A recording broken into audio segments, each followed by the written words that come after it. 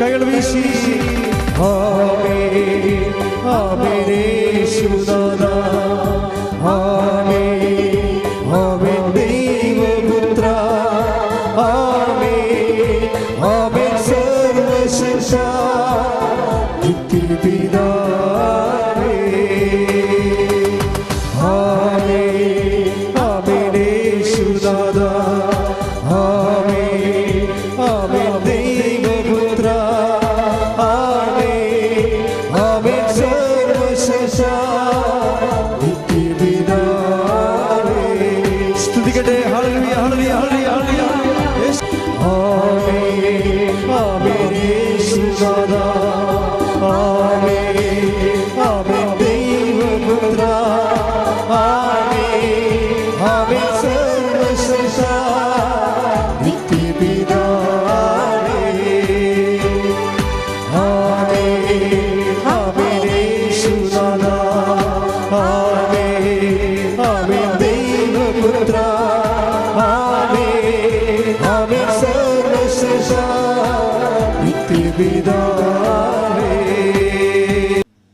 എൻ്റെ പ്രിയപ്പെട്ടവരെ,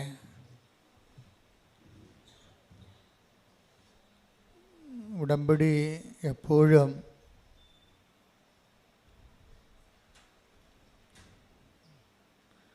ഫയറാകുന്നത് ഉടമ്പടി ജീവിതത്തിൽ നമ്മൾക്ക് അതിൻ്റെ അപ്ഡേഷൻസ് വരുന്നത് പുതിയ പുതിയ ബോധ്യങ്ങൾ ലഭിക്കുമ്പോഴാണ്. രണ്ട് തരത്തിൽ നമുക്ക് ഉടമ്പടിയിൽ വളരാൻ പറ്റും. ഒന്ന്, ബോധ്യങ്ങളിൽ നിന്ന് ബോധ്യങ്ങളിലേക്ക് പോകുന്നതനുസരിച്ച് വളരും. ഈ ബോധ്യങ്ങളിൽ നിന്ന് ബോധ്യങ്ങളിലേക്ക് പോകുന്നതിന് ആനുപാതികമായിരിക്കും നമ്മുടെ അനുതാപത്തിൻ്റെ ആഴപ്പെടൽ. ഒരു വ്യക്തി ആധ്യാത്മികമായിട്ട് വളരുന്നതെന്ന് വെച്ചാൽ അതിൻ്റെ അർത്ഥം അദ്ദേഹത്തിൻ്റെ പെരുമാറ്റങ്ങൾ, ശീലങ്ങൾ, സ്വഭാവങ്ങൾ, അദ്ദേഹത്തിൻ്റെ സാക്ഷി ജീവിതം ഒക്കെ അടിസ്ഥാനപ്പെടുത്തിയിരിക്കുന്നത് ഈ ബോധ്യങ്ങളിലാണ്. കഴിഞ്ഞ ദിവസങ്ങളിൽ ഞാനിത് ഇങ്ങനെ പെട്ടെന്ന് ഇങ്ങനെ ഈ സമയത്തിവിടെ പറയാൻ കാരണം, കഴിഞ്ഞ ദിവസം ഞാനിവിടെ ആൾക്കാരെ കണ്ടുകൊണ്ട് അവരുടെ കാര്യങ്ങളൊക്കെ കേട്ടുകൊണ്ട് പ്രാർത്ഥിച്ചുകൊണ്ടൊക്കെ നിൽക്കുമ്പോൾ ഒരു സഹോദരി എനിക്ക് ഉടമ്പടി ധ്യാനം പുതിയ ബോധ്യങ്ങൾ നൽകിയെന്ന് പറഞ്ഞു. അതെനിക്ക് ഭയങ്കരമായിട്ട് ക്യാച്ച് ചെയ്ത് അത് ആധ്യാത്മികമായ ഒരു വളർച്ചയാണ് എൻ്റെ ഇത് വരണത്. കാര്യം നമുക്കറിയാമല്ലോ ബോധ്യം എങ്ങനെയാണ് ബോധ്യം ഉണ്ടാകണത്, അതിനെക്കുറിച്ച് നിങ്ങൾ കൃത്യമായിട്ട് മനസ്സിലാക്കണം. ഒരാൾക്ക് ബോധ്യം ഉണ്ടാകണത് എങ്ങനെയാണ്? ബോധ്യത്തിൻ്റെ ആദ്യ രൂപങ്ങൾ, പ്രാഗ്രൂപങ്ങൾ എന്താണ്? ബോധ്യത്തിൻ്റെ പ്രാഗ്രൂപം അറിവാണ്. അറിവാണ് ആദ്യം ഉണ്ടാകുന്നത്. അപ്പം നിങ്ങൾ ചെയ്യേണ്ടതെന്ന് വെച്ച് കഴിഞ്ഞാൽ ആസ് മച്ച് ആസ് പോസിബിൾ അറിവ് സമ്പാദിക്കണം ഉടമ്പടിയെക്കുറിച്ച്. അല്ലെങ്കിൽ ഉടമ്പടി കറക്റ്റാകത്തില്ല. എന്തുമാത്രം നിങ്ങൾക്ക് ഉടമ്പടിയെക്കുറിച്ച് അറിവ് സമ്പാദിക്കുന്നുവോ അതിന് ആനുപാതികമായിട്ടായിരിക്കും ബാക്കിയുള്ള സംഭവങ്ങൾ നടക്കുന്നത്. ഉടമ്പടിയെക്കുറിച്ചുള്ള അറിവ് സമ്പാദിക്കാനുള്ള സോഴ്സ് എന്ന് പറയുന്നത് ഒന്ന് അച്ഛൻ്റെ ഉടമ്പടി ധ്യാനം തന്നെയാണ്. രണ്ടാമത്തത് ജനങ്ങളുടെ സാക്ഷ്യാനുഭവങ്ങൾ. മൂന്നാമത്തത് ഉടമ്പടി ലിറ്ററേച്ചർ, ഉടമ്പടി സാഹിത്യമുണ്ട്. അച്ഛന് എഴുതിയിട്ടുള്ള പുസ്തകങ്ങളുണ്ട്. 2 പുസ്തകങ്ങൾ ഇവിടെ ഉണ്ട്. ഉടമ്പടി പദ്ധതിയും പ്രയോഗവും, പിന്നെ ഉടമ്പടി പ്രയോഗത്തിൽ. അങ്ങനെ 2 പുസ്തകങ്ങളുണ്ട്. ഒരെണ്ണം പുതിയ പുസ്തകമാണ്. അതിൻ്റെ ഹെഡിങ് പ്രത്യാശ എന്നാണ്. പക്ഷേ അതിൻ്റെ കണ്ടൻറ്റ് ഉടമ്പടിയുടെ പ്രയോഗതലങ്ങളെക്കുറിച്ചാണ് പറയണത്. അപ്പോൾ അതാണ് നമുക്ക് അറിവ് കിട്ടാനുള്ള 3 സോഴ്സ് ഇതാണ്. ഒന്ന്, ആഴ്ചയിലുണ്ടാകുന്ന ദിനംപ്രതി ഉണ്ടാകുന്ന ഉടമ്പടി സാക്ഷ്യങ്ങൾ.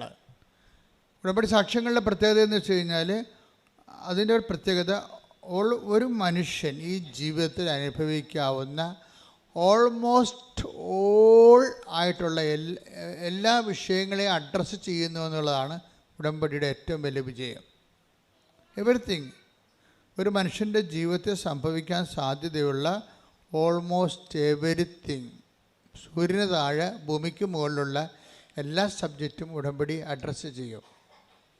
അതിങ്ങനെ സർവസ്പർശിയായി സർവകാലിക സർവജനീനമായിട്ടൊക്കെ ഒരു പ്രാർത്ഥനാ പദ്ധതി നിലവിലില്ല സഭയിൽ. ഉടമ്പടി മാത്രമേ ഉള്ളൂ. കാര്യം ഞാൻ എത്രയോ വർഷമായി ഓരോരോ ഘട്ടങ്ങളിലൂടെ വന്നാണ് ഇവിടെ ഉടമ്പടിയിൽ എത്തുമ്പോൾ. അപ്പോൾ എല്ലാത്തിൻ്റെയും പരിമിതികളെക്കുറിച്ച് എനിക്ക് നല്ല ബോധ്യങ്ങളുണ്ട്. അപ്പം അതിൻ്റെ പരിമിതികളെല്ലാം പരിഹരിച്ചുകൊണ്ടാണ് അവസാനം സഭയ്ക്ക് ദൈവം ഉടമ്പടി നൽകുന്നത്. ഉടമ്പടിയിൽ വരുമ്പോൾ സ്വാഭാവികമായത് എല്ലാവരെയും തന്നെ അഡ്രസ്സ് ചെയ്യുന്നുണ്ട്. പരിശുദ്ധരെയും പാപികളെയും ക്രൈസ്തവരെയും ക്രൈസ്തവരല്ലാത്തവരെയും മനുഷ്യൻ എന്ന ഹെഡിങ്സിൽ വരുന്ന എല്ലാ ആൾക്കാരും അവരുടെ സങ്കടങ്ങൾ, അവരുടെ നിലനിൽപ്പ്, അവരുടെ ഇന്ന് അനുഭവിക്കുന്ന പ്രതിസന്ധികളിൽ നിന്നുള്ള വിടുതലും മോചനവും എല്ലാം ഉടമ്പടിയുടെ സബ്ജക്റ്റാണ്. അപ്പോൾ ഇതിൻ്റെ നമ്മൾ എന്ത് എഴുതിയിട്ടാലും, ഇപ്പോൾ അവരെഴുതിയിടുന്ന കാര്യങ്ങളൊക്കെ ഭയങ്കര രസമായിരിക്കും. ഭയങ്കര രസം അവർ തന്നെയായിരിക്കും ഇതിൻ്റെ പ്രതി. ഈ ഇഷ്യൂ ഉണ്ടാക്കിയതിൻ്റെ മുഴുവൻ ആണിയെന്ന് പറയുന്നത് ആ എഴുതിയിട്ട ആൾ തന്നെ ആയിരിക്കും ചിലപ്പോൾ. പക്ഷെ ദൈവം അവരുടെ കരുണ കാണിക്കും. കാര്യം ഉടമ്പടിയിൽ ദൈവം അവരോട് കരുണ കാണിക്കാൻ പറ്റിയ ചേരുവകൾ ഉടമ്പടിയിലുണ്ട്.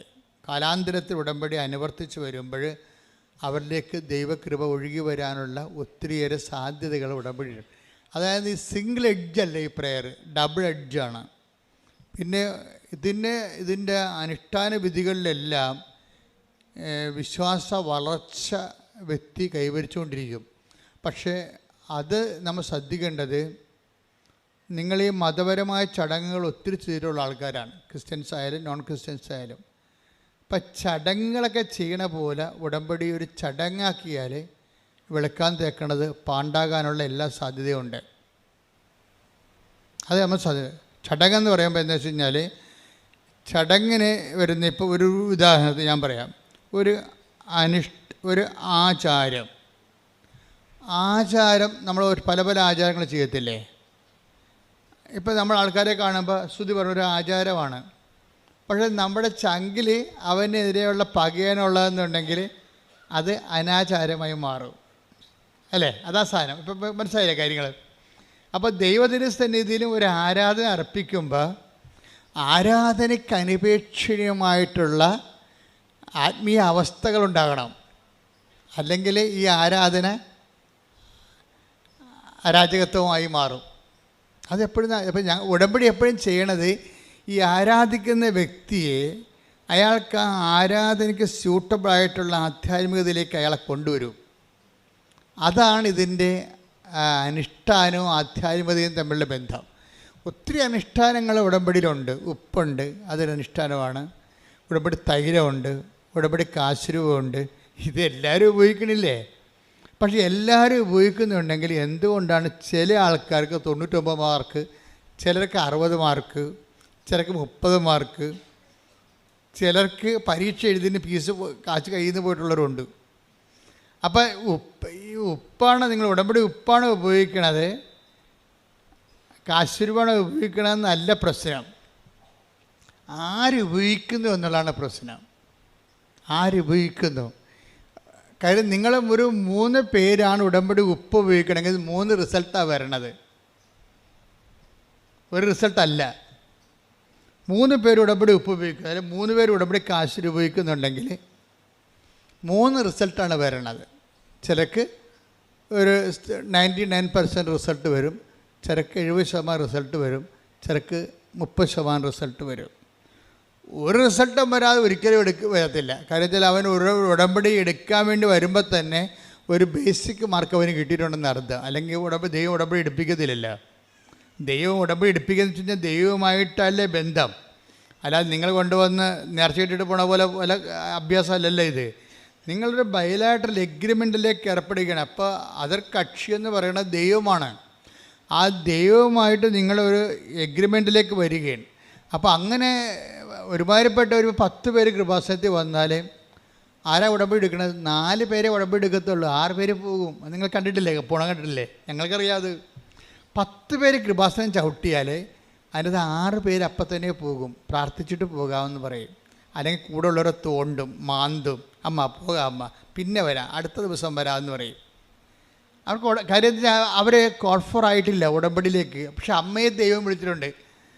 അപ്പം അമ്മ പറയും, നീ പോയി കാറിൽ ഉറങ്ങ്, ഞാൻ ഇത് എടുത്തിട്ട് വരട്ടെ എന്ന് പറയും. കാര്യം എന്താ? മകനെ അല്ലെങ്കിൽ മകൾക്ക് ഉടമ്പടിയെ വിളിച്ചിട്ടില്ല. കാര്യം ഉടമ്പടി എന്ന് പറയുന്നത് ദൈവമായിട്ടുള്ള ബയലാട്ടർ എഗ്രിമെൻ്റാണ്. ആ എഗ്രിമെൻറ്റ് ദൈവം സമ്മതിക്കണ്ടേ? ഇപ്പോഴൊരു മൊബൈൽ പ്രാന്തിയാണെങ്കിൽ ദൈവം സമ്മതിക്കുമോ? സമ്മതിക്കത്തില്ല. ഈ പണ്ടാരമായിട്ട് ഉടമ്പടി ചെയ്തിട്ട് ദൈവത്തിന് എന്ത് കിട്ടാനാ? അപ്പോൾ ഈ സാധനത്തിന് അപ്പം പെരുക്കം വന്നിട്ട് ആ സാധനം അപ്പം തന്നെ 4 കാലം വീണ് ഓടും, കാലും പറത്തിക്കൊണ്ട് ഓടിക്കളയും. പക്ഷേ ഈ സാധനം പിന്നെ തിരിച്ചു വരും. കാര്യം അമ്മ എന്ന് പറയുന്ന ആ ഉടമ്പടി, ദൈവം ഉടമ്പടി എടുക്കാൻ വേണ്ടി വിളിച്ച ആൾ വൃത്തിയും മെനയുമായിട്ട് ഉടമ്പടി ചെയ്തുകൊണ്ട് അടയാളം കിട്ടിക്കഴിയുമ്പോൾ അവർക്കൊരു ആവശ്യമുണ്ട്. ആദ്യം ചാടിപ്പോയി വരും, പിന്നീട് തിരിച്ചു വരും. അവർ സാക്ഷ്യങ്ങൾ കേൾക്കാം. എന്തുമാത്രം സാക്ഷ്യങ്ങൾ അങ്ങനെ വരുന്നത്. ഞാൻ ഉടമ്പടി അമ്മ ഉടമ്പടി എടുത്തപ്പോൾ ഞാൻ കാറിൽ പോയിരുന്നുണ്ട്, TV കാണുക, അവിടുത്തെ കോമഡി കാണുകയായിരുന്നു, എനിക്ക് ഇതിൻ്റെ അകത്തൊരു താല്പര്യം തോന്നിയില്ല എന്നൊക്കെ പറയും. പക്ഷെ ആദ്യം തോന്നിയില്ലെങ്കിലും കാലാന്തരത്തിൽ നീ ഇവിടെ വന്ന് ചവിട്ടിപ്പോയില്ലേ, ചവിട്ടുമ്പോൾ സ്വാഭാവികമായിട്ടൊരു ഗ്രേസ് മാർക്ക് നിനക്ക് കിട്ടും. ചവിട്ടിക്കഴിഞ്ഞാൽ എന്താ കാര്യം? അമ്മ പ്രത്യക്ഷപ്പെട്ട സ്ഥാനത്ത് വരാനുള്ള അനുവാദം കിട്ടിയില്ലേ, എൻട്രി പാസ്സായില്ലേ. അപ്പോഴങ്ങനെ എൻട്രി പാസ് കിട്ടിയ ആൾക്കാർ ചിലപ്പോൾ ഡ്രൈവറായിരിക്കും, നിങ്ങൾ ചിലപ്പോൾ ഭീഷണ പാർട്ടി ആയിരിക്കും, ഡ്രൈവിങ് കഴിഞ്ഞാൽ വൈകുന്നേരം ചിലപ്പോൾ ബിസി കിടന്ന് തുടങ്ങിയും പ്രാർത്ഥിക്കാത്ത കക്ഷിയായിരിക്കും. ഒരു പ്രാർത്ഥനക്കാരെ 10 പൈസ കിട്ടുന്ന കാര്യം നിങ്ങളെ കൊണ്ടൊന്ന് ആക്കിയിട്ട് എങ്ങനെ ഇവിടെ ഇരിക്കുക, എന്നാ പരിപാടി അവിടെ നടക്കണമെന്നൊക്കെ അവിടെയൊക്കെ ചുറ്റും നടന്ന് കണ്ടുവച്ചും അങ്ങനെ കുത്തിയിരിക്കുന്ന പാട്ട്. പക്ഷെ കുറച്ച് കഴിയുമ്പോൾ നിങ്ങൾ ദൈവം വിളിക്കും. ഒരു 6 മാസം കഴിയുമ്പോൾ നിങ്ങളെ വിളിക്കും. ആ ഇടുക്കി ഞങ്ങളൊരു ഡ്രൈവറിൻ്റെ സാക്ഷ്യം കേട്ട്, അയാൾക്ക് ഭയങ്കര വെള്ളമടിയാണ്. അയാൾ മുടിഞ്ഞ് തേച്ച് കഴുകിയിരിക്കുകയാണ്. അവസാനം പുള്ളിക്കാരൻ്റെ വണ്ടി വരെ കടത്തിലായി. പുള്ളി ആൾക്കാരെ എന്നാലും ആൾക്കാരെ കൊണ്ടുവരേണ്ട പരിപാടിയാണ് പുള്ളിക്കുള്ളത്. അത് കഴിയുമ്പോൾ പുള്ളി കിടന്ന് ഇപ്പം എന്നിട്ട് ഇവരെ ഇട്ടിട്ട് സ്ക്രൂ ചെയ്യും. ചില ഡ്രൈവർമാർ കൃപയില്ലാത്തവരാണെങ്കിൽ പ്രാർത്ഥിക്കാൻ വന്നവർ എപ്പോഴും വിളിച്ചുകൊണ്ടിരിക്കും. നിങ്ങൾ ചെയ്യേണ്ടതെന്ന് വെച്ച് കഴിഞ്ഞാൽ ഉടമ്പടി ചെയ്യാൻ വരുമ്പോൾ തന്നെ നിങ്ങൾ സ്വിച്ച് ഓഫ് ചെയ്ത് കളയണം മൊബൈല്. അതാണ് ചെയ്യേണ്ടത്. കാരണം വെച്ചാൽ എടുക്കരുത്. കാര്യം ഒരിക്കലും നിങ്ങൾ ഉടമ്പടി ചെയ്യാൻ വേണ്ടി വരുന്നവരുടെ മൊബൈലിലൂടെ നിങ്ങൾക്ക് ഇത്രയും നാൾ എൻ്റെ അനുഭവത്തിൽ നോക്കുകയാണെങ്കിൽ ഒരു 60% നിങ്ങളെ ഉടമ്പടിയിൽ നിന്ന് പിന്തിരിപ്പിക്കാനുള്ള പിന്തിരിപ്പൻ ശക്തികളായിരിക്കും അതർ എൻഡിലുള്ളത്. അത് മകനായിരിക്കും. അമ്മ തിരിച്ചറി കാർഡെന്ത് ചെയ്യും? അമ്മ പോയി കിടക്കണ കൃപാസനത്തിൽ, എൻ്റെ തിരിച്ചറി കാർഡെന്ത് ചെയ്യും? എടാ അവിടെ ഉണ്ടാ നോക്കടാ, തീർന്ന് നമ്മൾ ഡെസ്പായി, നമ്മുടെ വിശ്വാസ പ്രമാണം പൊട്ടിപ്പോയി അവിടെ വെച്ച് പ്രാർത്ഥിച്ചുകൊണ്ട് നിൽക്കുകയായിരുന്നു. അപ്പോഴാണ് ഈ പണ്ടാരം വിളിച്ചത്. പിശാച് വിളിപ്പിക്കുന്നതാണ് ഈ സാധനം. നമ്മൾക്കൊണ്ട് ഇരിപ്പിക്കത്തില്ല. തിരിച്ചേക്കാട്ടാണ് അവിടെ ഇരിപ്പുണ്ടാകുകയെ.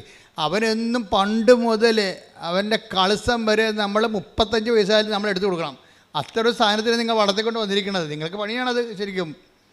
പിള്ളേരെ കൊണ്ട് പിള്ളേരുടെ കാര്യങ്ങൾ ആദ്യം മുതൽ ചെയ്തിച്ചില്ലെന്നുണ്ടെങ്കിൽ മരണം വരെ പണിയായിരിക്കും നമുക്ക്. ചില അമ്മമാർ അയ്യോ കൊച്ചല്ല കുഞ്ഞല്ല എന്ന് പറഞ്ഞുകൊണ്ട് അവളെ കൊച്ചല്ല കുഞ്ഞല്ല എന്ന് പറഞ്ഞുകൊണ്ട് ഒരു പരിപാടിയും ചെയ്യിക്കത്തില്ല. ഈ പണ്ടാരൊക്കെ ചെന്ന് ഡൈവേഴ്സ് ചെയ്തിട്ട് തിരിച്ചു വരും. കാര്യം കെട്ടി വിട്ട് ചെല്ലുമ്പോൾ അമ്മയമ്മ സമ്മതിക്കുക. കാര്യം ഒരു പണിയും ചെയ്യിക്കത്തില്ല. എനിക്ക് പഠിക്കണം എന്ന് പറയുമ്പോൾ അവൾക്ക് പഠിക്കട്ടെ എന്ന് അമ്മ പറയും. അവസാനം പഠിത്തം മാത്രമേ ഉള്ളൂ. സാധനം വേറെ ഒരു സാധനമില്ല, ജീവിതമായിട്ട് ബന്ധമില്ല. ഇവിടെ ഡൈവേഴ്സ് എന്ന് പറയുന്ന ആ വിഷയം ഇപ്പോൾ കൂടിയില്ലേ, അതിൻ്റെ നല്ലൊരു ശതമാനം കാര്യങ്ങൾ അമ്മമാരുടെ കയ്യിൽ തന്നെ ഇരിക്കേണ്ടത്. ഒരു സംശയമില്ല. കാര്യം ഒരു സംശയമില്ല. നിങ്ങൾ ആദ്യമേ തന്നെ അത് ശ്രദ്ധിക്കണം.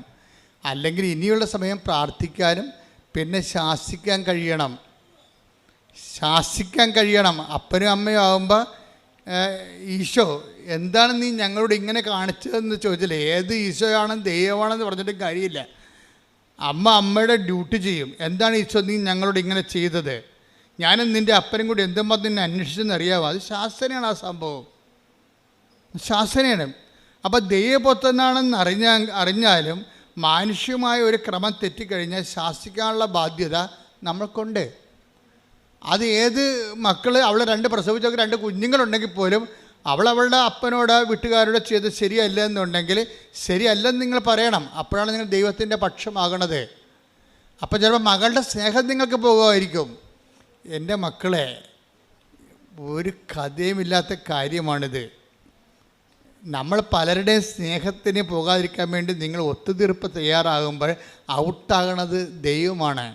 നമുക്ക് ദൈവത്തെ മാത്രം മതിയെന്ന് ആദ്യം ഒന്ന് ചിന്തിച്ച് നോക്കിയേ.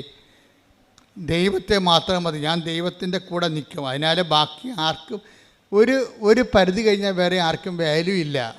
അങ്ങനെ നീ ചിന്തിച്ചു കഴിഞ്ഞാൽ ഏത് മകളായാലും ശരി. ഇപ്പം നിങ്ങൾ വിചാരിക്കുന്നത് എന്താണ്? അയ്യോ, നമുക്ക് ഇനി കഞ്ഞി കിട്ടണമെങ്കിൽ മകൾ തന്നെ പോകണ്ടേ ഇംഗ്ലണ്ടിൽ. അപ്പൻ്റെ കാര്യം കണക്കാണ്. ഇനി മകളല്ല ഇനി നമ്മളെ സഹായിക്കേണ്ടത്, മകനല്ലേ സഹായിക്കേണ്ടത്. മകനെ ഇപ്പോൾ കല്യാണം കഴിച്ച് പിന്നെ അവൾ കല്യാണം കഴിച്ച മകൻ പറയണത് മാത്രമേ, മകൾ പറയണത് മാത്രമേ അവൻ കേൾക്കത്തുള്ളൂ. മകൻ്റെ കാര്യത്തിൽ തീരുമാനമായി, അവൻ പോയി, ഇനി എൻ്റെ മകളല്ലേ ഉള്ളു, ഇനി എൻ്റെ മകളല്ലേ ഉള്ളെന്ന് പറഞ്ഞ് പല അമ്മമാരും സ്കാൻ ചെയ്ത് നോക്കിയാൽ ദൈവത്തെക്കാൾ ഉപരി ജോലിയുള്ള മക്കളെ സ്നേഹിക്കുന്ന അമ്മമാരുണ്ട്. ഇവിടെ ഉടമ്പടി ക്രാക്ക് ആകത്തില്ല. കാരണം ദൈവത്തിനറിയാം, ഒരു വിഷയം വന്നു കഴിഞ്ഞാൽ ജോലിയുള്ള 10 പൈസ വരുമാനമുള്ള മകൾ പറയണതായിരിക്കും നിങ്ങൾ കേൾക്കണത്, ദൈവത്തിൻ്റെതല്ലെന്ന്. അത് ദൈവത്തിനറിയാമത്. അതുകൊണ്ടാണ് നമ്മൾ സ്റ്റേണായിട്ട്, ഇതാണ് ഉടമ്പടി ആധ്യാത്മികത എന്ന് പറയുന്നത്. നിങ്ങളുമായിട്ടൊരു ഉടമ്പടി ചെയ്യുമ്പോൾ നിലപാടിലും നയങ്ങളിലും സമീപനങ്ങളിലും ഒക്കെ നിങ്ങൾ ഏകപക്ഷീയമായി ദൈവത്തിൻ്റെ കൂടെ ആയിരിക്കണം. എന്നാൽ ഇത് പെട്ടെന്ന് ഫയറാകും, പിന്നെ അതില്ല നിത്യത വരെ ഫയറാകും. പ്രാർത്ഥിക്കുക, കർത്താവായ ദൈവമേ, ഒരു പ്രശ്നത്തിന്റെ മുഖത്ത് 100% ഒത്തുതീർപ്പിന് വിധേയമല്ലാതെ ദൈവത്തിന്റെ പക്ഷം ചേർന്ന് നിൽക്കാൻ ആവശ്യമായ ആധ്യാത്മിക അടിത്തറയാൽ എന്നെ ബലപ്പെടുത്തണമേ.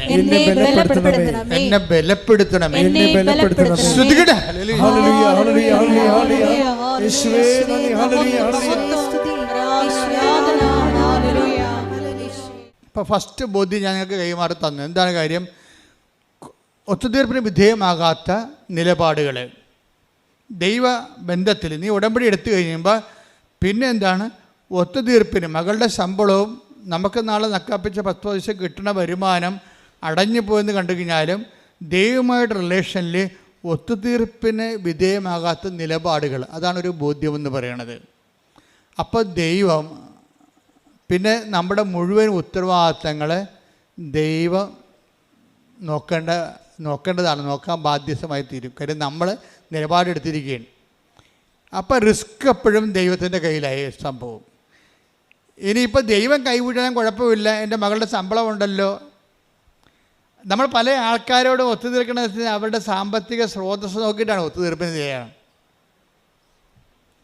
അവരുടെ സാമ്പത്തിക സ്രോതസ് നോക്കിയിട്ട് ഒത്തുതീർപ്പിന് തയ്യാറാണത്.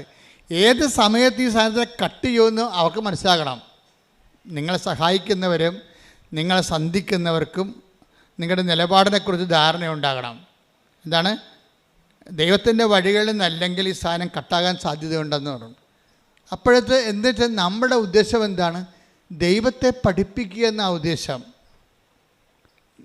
അവരെല്ലാവരും ദൈവത്താൽ പഠിപ്പിക്കപ്പെടുന്ന പോലെ തന്നെയാണ് ദൈവത്തെ പഠിപ്പിക്കുക എന്നുള്ള ഒരു ഉത്തരവാദിത്വം നമുക്കുണ്ട്. എന്താ കാര്യം? നമ്മളുടെ നിലപാടിനെക്കുറിച്ച് ദൈവത്തിനൊരു ധാരണ കൊടുക്കണം. എൻ്റെ നിലപാട് ഇതായിരിക്കും, സുവിശേഷ വിഹിതമായ ഞാൻ ആ നിലപാടെടുക്കത്തുള്ളൂ. അത്ര കൊലകൊമ്പനായാലും ശരി, എൻ്റെ നിലപാട് ഇതായിരിക്കും. എൻ്റെ കഴിവനുസരിച്ച് ഞാൻ അതിൻ്റെ കൂടെ നിൽക്കുകയും ചെയ്യും. നമ്മുടെ കഴിവപ്പെടാത്ത കാര്യങ്ങളുണ്ട്, അത് നമുക്കൊന്നും ചെയ്യാൻ പറ്റത്തില്ല. ദൈവത്തിന് പറയണം, പറഞ്ഞ് എൻ്റെ ദൈവമേ, എന്റെ കഴിവനുസരിച്ച് എന്റെ നിലപാടിൽ ഉറച്ചു നിൽക്കാൻ നിന്നെ അതിലെ ഒന്നാം സ്ഥാനത്ത്. ഇവിടെയാണ് വിഷയം. പ്രൈമറി റെഫറൻസ് വരണം. ദൈവത്തിന് പ്രൈമറി റെഫറൻസ്. ഉടമ്പടി എന്ന് പറയുന്ന ഒരു ജീവിതമാണ്. അവിടെ കിട്ടേണ്ട രണ്ടാമത്തെ ബോധ്യം എന്ന് പറയുന്നത് പ്രൈമറി റെഫറൻസ് ദൈവത്തിന് വരണം. ഫസ്റ്റ് റെഫറൻസ്, നമ്മുടെ ഫസ്റ്റ് റെഫറൻസ് ദൈവത്തിന് വരണം. ഈശോ എപ്പോഴും പറയും, നിങ്ങൾ പ്രലോഭനം ഉണ്ടാവേണ്ടതാണ്, പക്ഷേ ഉണ്ടാവാതിരിക്കണം നല്ലത്. കർത്താവ് ആ കാര്യത്തിലൊരു അംബിഗ്യസ് ആണ്. എന്നുവെച്ചാൽ സിറ്റുവേഷനിലാണ് അങ്ങനെ പറയണത്. ടെംപ്റ്റേഷനെ കുറിച്ച് പറയണത് സിറ്റുവേഷനിലാണ്. എന്ന് വെച്ചാൽ പ്രലോഭനം ഉണ്ടാകാതിരിക്കുന്നതാണ് നല്ലത്. കാര്യം ഉണ്ടായാൽ നിങ്ങൾ വീണ് പോകുമെന്ന് എനിക്ക് ഉറപ്പാണ്. പക്ഷേ പ്രലോഭനം ഉണ്ടാവും. അപ്പോൾ ഇതാണ് അതിൻ്റെ ഈ ടെംപ്റ്റേഷൻ. ഇപ്പം പ്രൈമറി റെലംസിൽ പ്രാഥമികമായിട്ടുള്ള ബന്ധത്തിൽ ദൈവത്തിന് ഒന്നാം സ്ഥാനമാണെങ്കിലും പ്രലോഭനം ഉണ്ടാവും. ഇതിനെതിരെ ഒരു പ്രലോഭനം ഉണ്ടാവാതിരിക്കുന്ന ഒരു സാഹചര്യം ഈശോ പ്രീസപ്പോസ് ചെയ്യുന്നുണ്ട്. എന്ന് വെച്ച് കഴിഞ്ഞാൽ നമ്മൾക്ക് ഒരു ഇഷ്യൂ ഫേസ് ചെയ്യേണ്ട ആവശ്യമില്ലാത്ത സാഹചര്യം വരിക. ഇപ്പം നമ്മളെ ദൈവം തോൽപ്പിക്കാൻ ഉദ്ദേശിക്കുമ്പോഴാണ് നമ്മൾ തോൽപ്പിച്ച് കഴിയുമ്പോൾ ദൈവവും നമ്മളും തമ്മിലൊരു കമ്മ്യൂണിക്കേഷൻ ഗ്യാപ്പ് ഉണ്ടാവും. ഈ കമ്മ്യൂണിക്കേഷൻ ഗ്യാപ്പ് ചില ആൾക്കാരുടെ കയ്യിലിരിപ്പ് കൊണ്ട് ദൈവം മനഃപൂർവ്വം ഇഷ്യൂസ് ക്രിയേറ്റ് ചെയ്യും. എന്ന് വെച്ചാൽ ആ ക്രിയേഷനിൽ ഇവർ ദൈവത്തിൽ നിന്ന് ഇപ്പം നിരക്കാത്ത തീരുമാനം എടുക്കാൻ സമ്മർദ്ദത്തിലാകും. അതിനാണ് പ്രലോഭനം ഉണ്ടാവുമെന്ന്, അതായത് പ്രലോഭനം ഉണ്ടാവാതിരിക്കുന്ന നല്ലതെന്ന് പറഞ്ഞാൽ ഉണ്ടായ വീണ് പോകാൻ സാധ്യതയുണ്ട്. ഇതിനൊരു സേഫ് സോണുണ്ട്. നിങ്ങൾക്കറിയാമല്ലോ,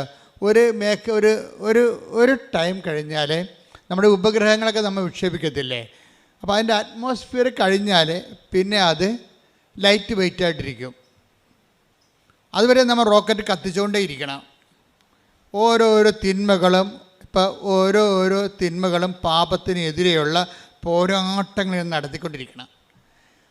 ഇനി ഒരു ടൈം കഴിയുമ്പോൾ നല്ല പോരാട്ടക്കാരിയാണ് നീയെങ്കിൽ ദൈവം നിൻ്റെ സത്യസന്ധത കണക്കിലെടുത്തിട്ട് ഒരു ടൈം കഴിയുമ്പോൾ നിന്നെ ഇതിൽ നിന്ന് റിലീവ്ഡ് ആക്കും. അപ്പം നീ ലൈറ്റ് വെയിറ്റ് ആകും. അപ്പം നിനക്ക് ഇഷ്യൂ നിൻ്റെ മുമ്പിൽ കൊണ്ടുവരത്തില്ല. കാര്യം കൊണ്ടുവരാതെ നീ സേഫ് സോണിൽ കൊണ്ടുപോകും. ഇതിനകത്ത് ആധ്യാത്മിക ജീവിതത്തിൽ ഒരു സേഫ് സോണുണ്ട്. അതാണ് ഈശോ പറയണത്. ഉണ്ടാവാതിരിക്കുന്ന നല്ലതെന്ന് പറയണത് ഉണ്ടാവാതിരിക്കാനുള്ള സാധ്യതയുണ്ട് അവിടെ. അപ്പം നിനക്ക് കുമ്പസാരിക്കാൻ വരുമ്പോൾ നിനക്ക് പ്രത്യേകിച്ച് പാപങ്ങളൊന്നും കാണത്തില്ല. എന്താ കാര്യം? നിൻ്റെ ദൈവം ആ മേഖലയിൽ ടെസ്റ്റിംഗ് ടൈം കഴിഞ്ഞു. ഇനി ടെസ്റ്റിംഗ് ടൈം പലപ്പോഴും ടെസ്റ്റിങ് ടെസ്റ്റ് മസ്റ്റാണ്. അതായത് എപ്പോഴും അധ്യായ വളർച്ചയ്ക്ക് എപ്പോഴും ടെസ്റ്റ് തരും. മിക്കവാറും ഈ പ്രൈമറി സ്കൂളിൽ വെച്ച് തന്നെ ആൾക്കാർ തോറ്റിട്ട് പഠനം നിർത്തുകയാണ് പതിവ്. അങ്ങനെയാണ്. 90 ആൾക്കാരുണ്ടെങ്കിൽ തന്നെ ആദ്യത്തെ കാലത്ത് തന്നെ കാര്യം ഇവൻ ബേസിക്കായിട്ട് ശരിയല്ല, ലോകത്താനാണെന്ന് കണ്ടു കഴിഞ്ഞാൽ ടെസ്റ്റ് ചെയ്യും. ഒരു തരത്തിൽ പിന്നെ അതായത് ഗ്രാവിറ്റിയുള്ള ടെസ്റ്റ് നൽകിയിട്ട് ഇയാളെ പൂർണ്ണമായിട്ട് ഔട്ടായി കളയും. പിന്നെ ഇയാളുമായിട്ട് കമ്പനീസ് ഇല്ല. ദൈവമായിട്ട് മുന്നോട്ട് പോകണമെങ്കിൽ എപ്പോഴും നമ്മൾ ശ്രദ്ധിക്കേണ്ടത് ഒരു നിരന്തര അനുതാപത്തിൻ്റെ ഒരു മേഖലയിലേക്ക് നമ്മൾ പ്രവേശിക്കണം. അനുതാപം എന്ന് പറഞ്ഞാൽ ഇപ്പോൾ നിങ്ങൾക്കറിയാലോ, ഉടമ്പടിയിൽ കിട്ടേണ്ട മൂന്നാമത്തെ ബോധ്യം എന്ന് പറഞ്ഞത് നിരന്തര അനുതാപമാണ്.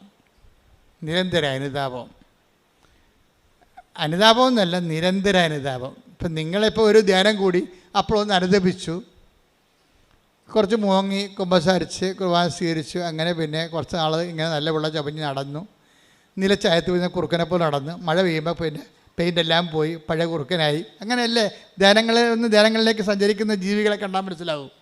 ആദ്യം ഒരു ധ്യാനം കൂടി നല്ല നിലച്ചായത്തിൽ പെയിൻറ്റ് വീണ പോലെ നല്ല കുറുക്കനായി. അപ്പോൾ ആൾക്കാരെ കാണുമ്പോൾ ശ്രുതി പറയും, ബ്രദറാണ് സിസ്റ്ററാണെന്നൊക്കെ ശ്രുതി പറയും, കൃഷ്ണനാണെന്നൊക്കെ പണ്ട് കൃഷ്ണനാണെന്നൊക്കെ ധരിച്ചുള്ള കഥയില്ല പഞ്ചതന്ത്രത്തല്ല.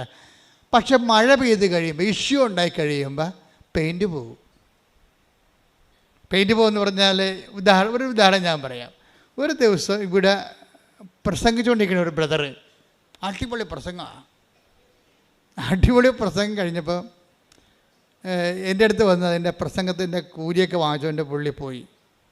ആശ്രയിച്ചു, അച്ഛാ ഒന്ന് ബ്ലസ് ചെയ്യണം, ഞാനൊരു കാര്യത്തിന് പോവുകയാണ്. അപ്പോൾ ഞാനോർത്ത് വല്ലയിടത്തും പ്രാർത്ഥിക്കാൻ പോവുകയാണ്. അല്ല, പിന്നീട് അറിഞ്ഞത് പുള്ളിയുടെ മകളെ കെട്ടിച്ചിട്ട് വീട്ടിൽ ഭയങ്കര പ്രശ്നം. എന്ന് വെച്ച് കഴിഞ്ഞാൽ അവൾക്ക് കൊടുക്കാമെന്ന് പറഞ്ഞ കാശ് മുഴുവൻ കൊടുത്തിട്ടില്ല. ഈ ബ്രദർ കൊടുത്തിട്ടില്ല.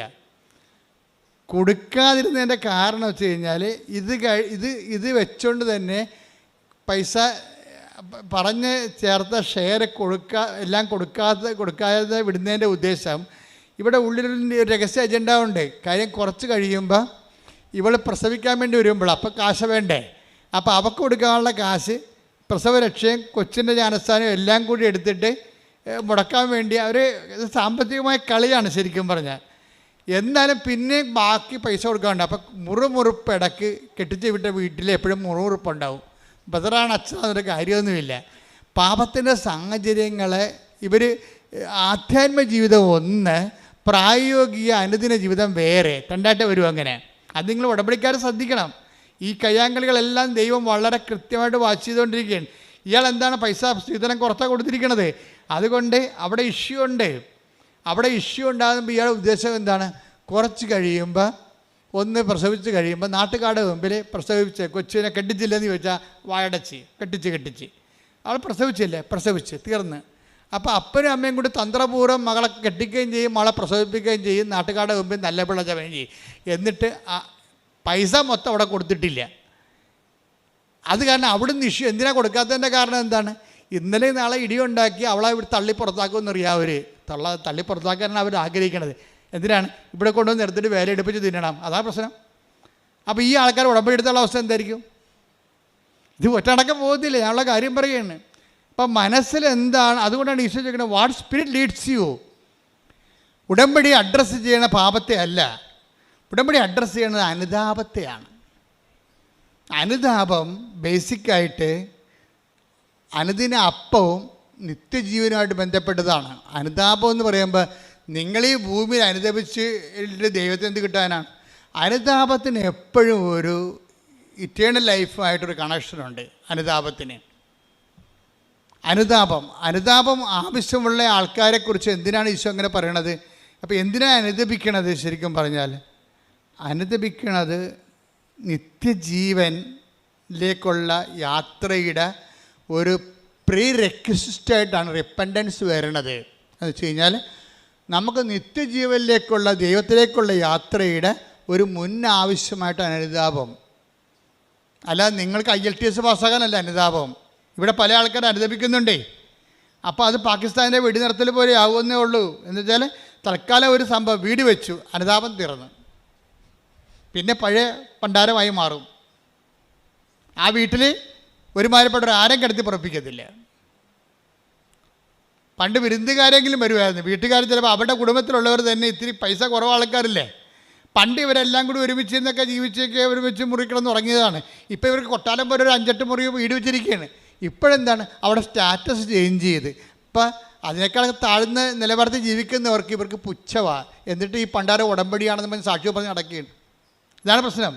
ഈ നിലപാടത്തിലൊരു പ്രശ്നമുണ്ട്.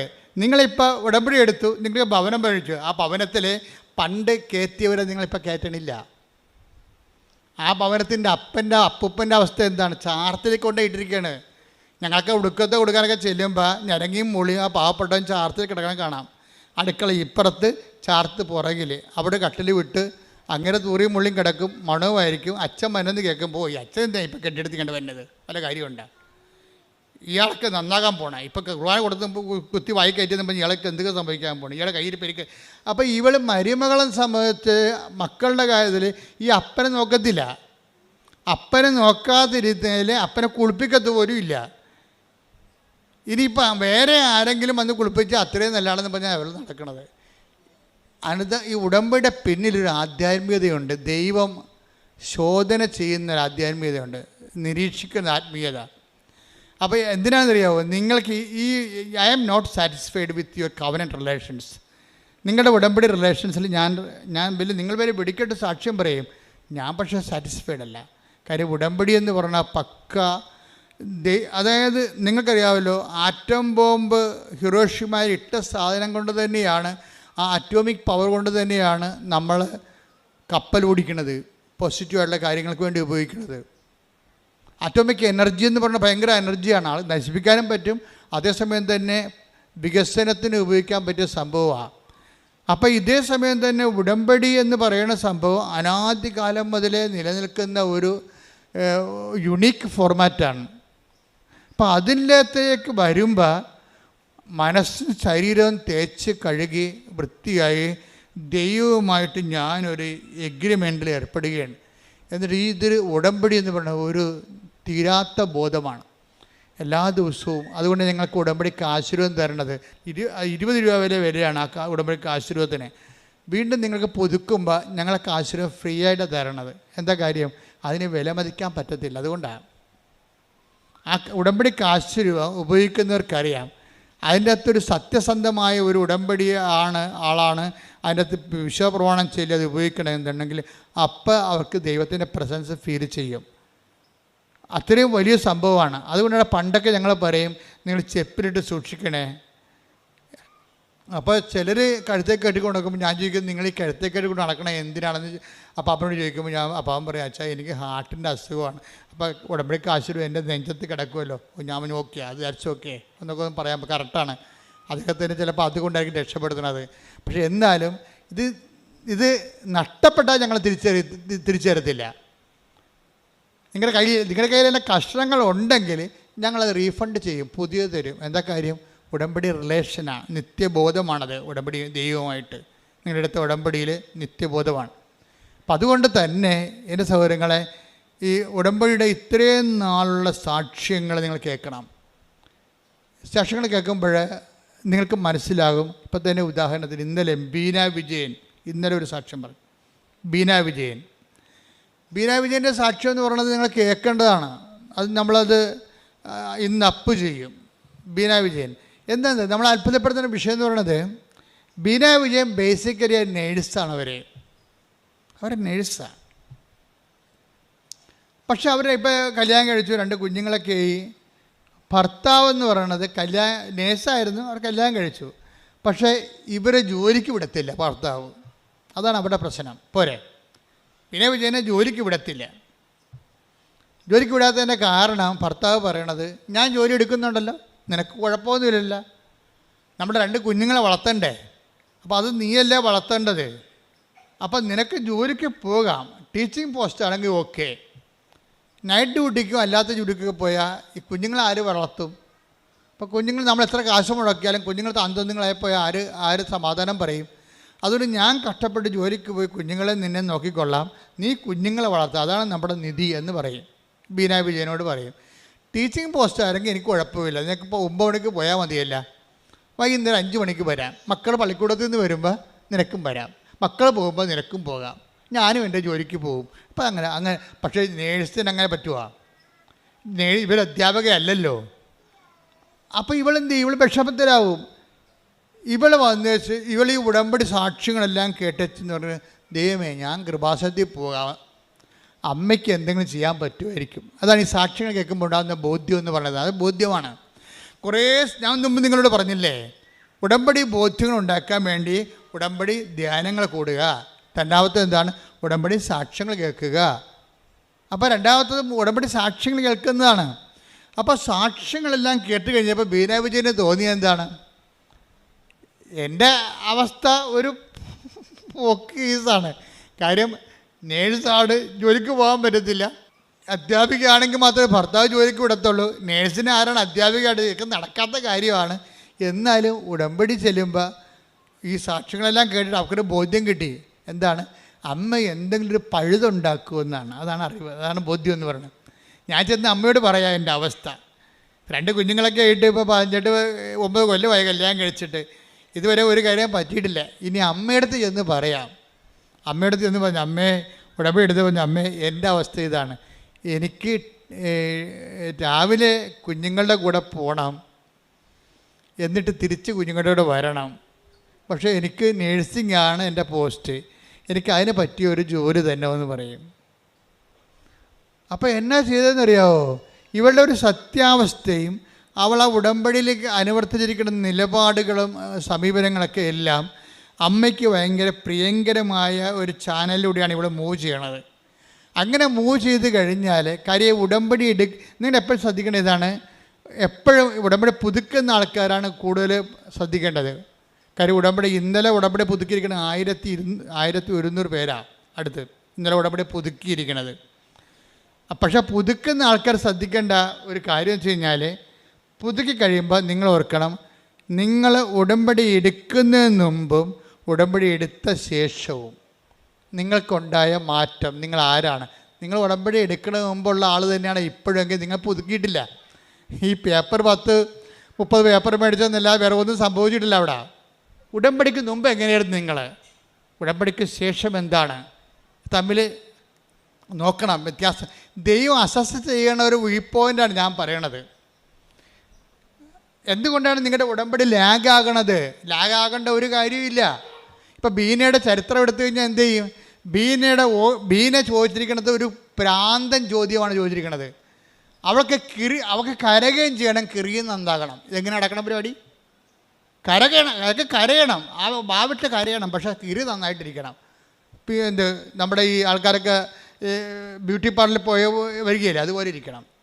കരകയും ചെയ്യണം, പാക്കേജ് ഒന്നും പോകുകയും ചെയ്യരുത്, പണിയാണ്. ഇതുപോലെയാണ് ബീനയുടെ അവസ്ഥ. അവൾക്ക് ജോലിയും കിട്ടണം, നേഴ്സിൻ്റെ ജോലിയും ചെയ്യണം, എന്നാൽ വീട്ടിൽ വരികയും ചെയ്യണം. പല ആൾക്കാർ പക്ഷേ അവളുടെ അവസ്ഥ അതായത് കാരണം മാതാവ് ഒരു സ്പേസ് ക്രിയേറ്റ് ചെയ്യും. ഉടനെ എന്ത് ചെയ്യുമെന്ന് വെച്ചാൽ ഇവളുടെ ഉടമ്പടി ജെനുവിനായത് കാരണം ഇവളുടെ ഉടമ്പടി അതുപോലെ തന്നെ അക്സെപ്റ്റ് ചെയ്ത് മറിയം സൈൻ ചെയ്യും. നിങ്ങൾക്കറിയാമല്ലോ, അമ്മ പച്ച മഷിക്ക് ഒരു കോറിക്കഴിഞ്ഞാൽ പിന്നെ ഓവർ റൈറ്റിംഗ് ഒന്നും ഇല്ല അതിൻ്റെ അകത്ത്. ഈശോ പിന്നെ ഇടയ്ക്ക് കയറി അത് റൈറ്റ് ചെയ്യത്തില്ല. അമ്മ കോറി ഇട്ട് കഴിഞ്ഞാൽ ഉടനെ അപ്പോൾ ഈ കാനായിലെ കല്യാണത്തിൽ അങ്ങനെയാണല്ല, അവൻ പറയുമ്പോൾ ചെയ്യാൻ പറഞ്ഞ് കോരി ഇട്ടിരിക്കുകയാണ്. പിന്നെ അവിടെ റീറൈറ്റിംഗ് ഒന്നും ഇല്ല, അത് നേരെ അങ്ങോട്ട് പാസ്സായി പോകുകയുള്ളൂ. കാര്യം അമ്മയുടെ ഒരു ബലം അതാണ്, ഒരു മരിയൻ ബലമെന്ന് പറയുന്നത് അതാണ്. അപ്പോൾ ബീനയുടെ വിഷയത്തിൽ അമ്മ ഒരു പോസ്റ്റ് അവരുടെ സ്കൂളിൽ തന്നെ, അടുത്തുള്ളൊരു സ്കൂളിൽ, ഒരു വലിയ പുരാതനമായ സ്കൂളിൽ തന്നെ ഒരു പോസ്റ്റ് ക്രിയേറ്റ് ചെയ്യും. ഉടനെ എൻ്റെ അമ്മ ആ സാക്ഷ്യത കേൾക്കണം. ഒരു പോസ്റ്റ് ഇവയ്ക്ക് വേണ്ടി മാത്രം ഒരു പോസ്റ്റ് ക്രിയേറ്റ് ചെയ്യും. എന്തിൻ്റെ പോസ്റ്റാണ്? ഇംഗ്ലീഷ് മീഡിയം സ്കൂളിൽ നേഴ്സിംഗ് പോസ്റ്റ്. എങ്ങനെ പരിപാടി ഉണ്ടെന്നൊക്കെ? ഇംഗ്ലീഷ് മീഡിയം സ്കൂളിൽ മാത്സിൻ്റെ പോസ്റ്റല്ലേ, കെമിസ്ട്രിയുടെ പോസ്റ്റല്ലേ, നേഴ്സിംഗ് പോസ്റ്റ്. എന്നുവെച്ചാൽ രാവിലെ പോയാൽ മതി, വൈകുന്നേരം വരാൻ പറ്റും. എന്നിട്ട് ഇൻ്റർവ്യൂ, എന്നിട്ട് ഒരു കൂട്ടുകാരി മുഖേന ഇവർക്ക് ഇൻറ്റിമേഷൻ കിട്ടും. ഇന്ന സ്കൂളിൽ ഒരു നേഴ്സിംഗ് പോസ്റ്റ്, ഹെൽത്ത് കെയർ എന്നും പറഞ്ഞ് ഓപ്പൺ ചെയ്തിട്ടുണ്ട്. ഇതിനുടനെ ഇവൾ ഭർത്താവും ഭാര്യയും കൂടി ഇൻ്റർവ്യൂവിന് പോകും. ഇൻ്റർവ്യൂ പോകുമ്പോൾ അവിടുത്തെ കന്യാസിമാരൊക്കെ വലിയ സ്കൂളാണ്, ഇങ്ങനെ താടി കൈകൊണ്ട് നിൽക്കുന്നത്, എന്ത് പോസ്റ്റ് ഇതെങ്ങനെ? ഈ സ്കൂളിൻ്റെ ചരിത്രത്തിൽ ഇന്ന് വരെ ഇങ്ങനെ ഒരു പോസ്റ്റില്ല. എന്താ കാര്യം? ഇംഗ്ലീഷ് സ്കൂളിൽ നേഴ്സിംഗ് പോസ്റ്റ്, ആശുപത്രിയിലല്ലേ നേഴ്സിംഗ് പോസ്റ്റ്. എന്നിട്ട് ഇവൾ ഇൻ്റർവ്യൂ അറ്റൻഡ് ചെയ്യും, അവൾക്ക് അവിടെ ജോലി കിട്ടും. എന്താ പരിപാടി? കുഞ്ഞുങ്ങളുടെ ഹെൽത്ത് കെയർ. എന്നിട്ട് ആ ജോലി എന്താ ചെയ്യണം? അവൾ പറയണേ, ഇപ്പം ഞാൻ ആ സ്കൂളിലേക്ക് എൻ്റെ കുഞ്ഞുങ്ങളുടെ കൂടെ തന്നെയാണ് ഓട്ടോറിക്ഷയിൽ പോണത്. അധ്യാപികയായിട്ട് പോകുകയല്ല, നേഴ്സിംഗ് ജോലി ചെയ്യാൻ സ്കൂളിൽ പോവുകയാണ്. ഇവരെന്താണ് ഉടമ്പടി പറഞ്ഞത് അണുവിടെ തെറ്റാതെ കൃത്രിമമായിട്ട് ഒരു സ്കൂളിൽ ഒരു സ്പേസ്, ഒരു പോസ്റ്റ് സൃഷ്ടിച്ചിട്ട് അവിടെ തന്നെ ഇവളെ അഡ്മിറ്റ് ചെയ്തിരിക്കുകയാണ്. എന്നിട്ട് വൈകുന്നേരം ആകുമ്പോൾ ആ കുഞ്ഞുമായിട്ട് അവർ സ്കൂളിൽ നിന്ന് വരും. ഇതാണ് സാക്ഷ്യം. ഇതാണ് ഉടമ്പടി റേഞ്ച് എന്ന് പറയണത്. നിനക്ക് വേണ്ടി മാത്രം. അത് ദൈവത്തിന് പണ്ട് മുതലേ ഉള്ള ഒരു നിലപാടാണത്. നീ ഉത്തമയാണെന്ന് കണ്ടാൽ നിനക്ക് വേണ്ടി ജനതകളെ. യെശയ്യാ 43:4 നീ എനിക്ക് വിലപ്പെട്ടവനും ബഹുമാന്യനും പ്രിയങ്കരനും ആയതുകൊണ്ട് നിനക്ക് പകരമായി മനുഷ്യരെയും നിന്റെ ജീവന് പകരമായി ജനതകളെയും ഞാൻ നൽകുന്നു. ദൈവത്തിന് പ്രിയങ്കരമായി നോക്കണം. ഉടമ്പടി പോലെ സത്യസന്ധമായ ഉടമ്പടി ഇൻവെസ്റ്റ്മെൻറ്റിലൂടെ നമുക്ക് ദൈവത്തിന് പ്രിയങ്കരമായി മാറ്റുന്നതിനേക്കാൾ വലിയ ഒരു പ്രാർത്ഥനാ രൂപമില്ല. ഇവിടെ എന്താ? ഒന്നിന് വായിച്ചേ. യെശയ്യാ 43:4. യെശയ്യാ 43:4 ഏറ്റു പറയുക. നീ എനിക്ക് വിലപ്പെട്ടവനും ബഹുമാന്യനും പ്രിയങ്കരനും ആയതുകൊണ്ട് നിനക്ക് പകരമായി മനുഷ്യരെയും നിന്റെ ജീവന് പകരമായി ജനതകളെയും ഞാൻ നൽകുന്നു. നമുക്ക് വേണ്ടി ഏതറ്റം വരെ അറ്റ് എനി കോസ്റ്റ് ദൈവം ചെയ്യാൻ വിചാരിച്ചാൽ ചെയ്തിരിക്കും. പക്ഷേ ഒരു കോസ്റ്റ് മാത്രമേ ഉള്ളൂ. എന്താണ്? നീ എനിക്ക് വിലപ്പെട്ടവനായിരിക്കണം. പിന്നെ ആരാണ്? പ്രിയങ്കരനായിരിക്കണം. അപ്പം ഉടമ്പടി ഫോർമാറ്റ് എന്ന് പറയണത് ബേസിക്കായിട്ട് നമ്മളെ ദൈവത്തിന് പ്രിയപ്പെട്ടവരാക്കുന്ന പ്രാർത്ഥനയാണ്, പദ്ധതിയാണ്. ദൈവത്തിന് പ്രിയങ്കരമാക്കുക. നിങ്ങളോട് ഞങ്ങൾ പറഞ്ഞിട്ടുള്ള അവൻ പറയുമ്പോൾ ചെയ്യണം പറയുമ്പോൾ ഇങ്ങനെ ചെയ്യുന്നതിലൂടെ എന്താണ് സംഭവിക്കുന്നത്? നിങ്ങൾ ദൈവത്തിന് പ്രിയപ്പെട്ടവരായിരിക്കും, ദൈവത്തിന് പ്രിയപ്പെട്ടവരായിരിക്കും, ദൈവത്തിന് ബഹുമാന്യരായിരിക്കും. ദൈവം നിന്നെ ബഹുമാനിക്കുന്ന രീതിയിലേക്ക് നീ പുണ്യത്തിൽ പുരോഗമിച്ചുകൊണ്ടിരിക്കണം. ഇതിൻ്റെ അകത്ത് വരുന്നൊരു വിഷയം, ഈ ദൈവത്തിന് പ്രിയങ്കരനായിരിക്കുക, ദൈവത്തിന് ബഹുമാന്യനായിരിക്കുക എന്ന് പറയുന്നതിൻ്റെ കൗണ്ടർ പാർട്ടുണ്ട്. പിന്നെന്താണ്? ലോകത്തിന് പ്രിയങ്കരമായിരിക്കുക. അവിടെയാണ് അനുതാപം ആവശ്യമായി വരണത്. ലോകത്തിന് പ്രിയങ്കരമായിരിക്കുക, സാത്താന് പ്രിയങ്കരമായിരിക്കുക. ഈ ഉടമ്പടി ആധ്യാത്മികതയിൽ നിങ്ങൾ ശ്രദ്ധിക്കേണ്ടത്, നിങ്ങൾ അതിശയങ്ങൾക്കാണ് ശ്രദ്ധ കൊടുക്കുന്നത്, അത്ഭുതങ്ങൾക്കും. അതിന് വിശ്വാസം മതി, വിശുദ്ധിയുടെ ആവശ്യമില്ല. അത്ഭുതങ്ങളും അടയാളം ഉണ്ടാകാൻ ഒരു പരിധി വരെ വിശുദ്ധി ഇല്ലെങ്കിലും വിശ്വാസം കൊണ്ട് അത്ഭുതങ്ങളും അടയാളം ഉണ്ടാവും. അത്ഭുതങ്ങളും അടയാളം അനുഭവിച്ച് സാക്ഷ്യം പറയുന്ന ആൾക്കാർ വിശുദ്ധരാണോ അല്ലേ എന്നുള്ളത് നിങ്ങൾക്കറിയാമല്ലോ. പക്ഷെ അവിടെ അത്ഭുതം അനുഭവിക്കുന്നവർ വിശുദ്ധരുമാണ് ചിലർ. എന്താ കാര്യം? അവർക്ക് സ്നേഹത്തിൻ്റെ കണ്ടൻ്റ് ഉണ്ട്. അതുകൊണ്ടാണ് വിശ്വാസത്തെ ദൈവം തള്ളിപ്പറയണത്. വിശ്വാസത്തെ ദൈവം ഉയർത്തിപ്പിടിക്കുന്ന ദൈവം തന്നെ ചില ഘട്ടങ്ങളിൽ വിശ്വാസത്തെ തള്ളിപ്പറയും. നമ്മൾ പറയും വിശ്വാസമാണ് എല്ലാം എന്ന് പറഞ്ഞാൽ ദൈവം പറയും വിശ്വാസമല്ല എല്ലാം. അതറിയണമെങ്കിലേ 1 കൊരിന്ത്യർ 13:2 എനിക്ക് പ്രവചനവരം ഉണ്ടായിരിക്കുകയും എനിക്ക് പ്രവചനവരം ഉണ്ടായിരിക്കുകയും സകല രഹസ്യങ്ങളും ഞാൻ ഗ്രഹിക്കുകയും ചെയ്താലും സകല വിജ്ഞാനവും മലകളെ മാറ്റാൻ തക്ക വിശ്വാസവും എനിക്കുണ്ടായാലും സ്നേഹമില്ലെങ്കിൽ ഞാനൊന്നുമല്ല. അതിശയങ്ങളൊക്കെ നടക്കും, ഒന്നുമല്ലെന്ന്. അതിശയം അത്ഭുതമൊക്കെ നടക്കും. കല്യാണം നടക്കും, ജോലി കിട്ടും, PR കിട്ടും, പെൻഷൻ കിട്ടും, വസ്തു വിൽക്കും, ജെട്ടിനോട് മാറും, എല്ലാം നടക്കും. പക്ഷെ ഒന്നുമല്ലെന്ന്. ഈ അതിശയങ്ങളൊക്കെ നടത്തിയാലും ആളിന് ദൈവത്തിന് മുമ്പിൽ വിലയൊന്നുമില്ല. അതെന്താ കാര്യം? ഈ 1 കൊരിന്ത്യർ 13:2 ഒന്ന് വായിച്ചേ. എനിക്ക് പ്രവചനവരം ഉണ്ടായിരിക്കുകയും സകല രഹസ്യങ്ങളും ഞാൻ ഗ്രഹിക്കുകയും ചെയ്താലും സകല വിജ്ഞാനവും മലകളെ മാറ്റാൻ തക്ക വിശ്വാസവും എനിക്കുണ്ടായാലും സ്നേഹമില്ലെങ്കിൽ ഞാനൊന്നുമല്ല. അപ്പൊ ഈ ഒന്നുമല്ലാത്ത അവസ്ഥ ബിഗ് സീറോ ആയിട്ടിരിക്കും. വിശ്വാസമല്ല എല്ലാം. ഈ വിശ്വാസത്തിൽ എന്തെല്ലാം അത്ഭുതങ്ങൾ നടത്തിയാലും ശരി, നിങ്ങൾ നാളെ കോടീശ്വരനായാലും ശരി, ദൈവത്തിൻ്റെ മുമ്പിൽ നിങ്ങൾ ബിഗ് സീറോ ആയി മാറും. അതുകൊണ്ടാണ് കർത്താവ് പറയണത്, കർത്താവേ ഞങ്ങളുടെ തിരുവീഥികളിൽ നീ അത്ഭുതങ്ങൾ ചെയ്തിട്ടുണ്ട്, രോഗികളെ ശുശ്രൂഷിച്ചിട്ടുണ്ട്, മരിച്ചവരെ ഉയർപ്പിച്ചിട്ടുണ്ട് എന്നൊക്കെ പറയുമ്പോഴേ കർത്താവിൻ്റെ അത്ഭുതങ്ങളുടെ ദിക്സാക്ഷികളായി കഴിഞ്ഞിട്ടും പറയും ഐ ഡോണ്ട് നോ യു, എനിക്ക് നിങ്ങളെ അറിയത്തില്ല. Take the bed of God. ശ്രദ്ധിക്കട്ടെ. ഹല്ലേലൂയ. മത്തായി 7:21 മുതൽ 23 വരെയുള്ള തിരുവചനങ്ങൾ. മത്തായി 7:21.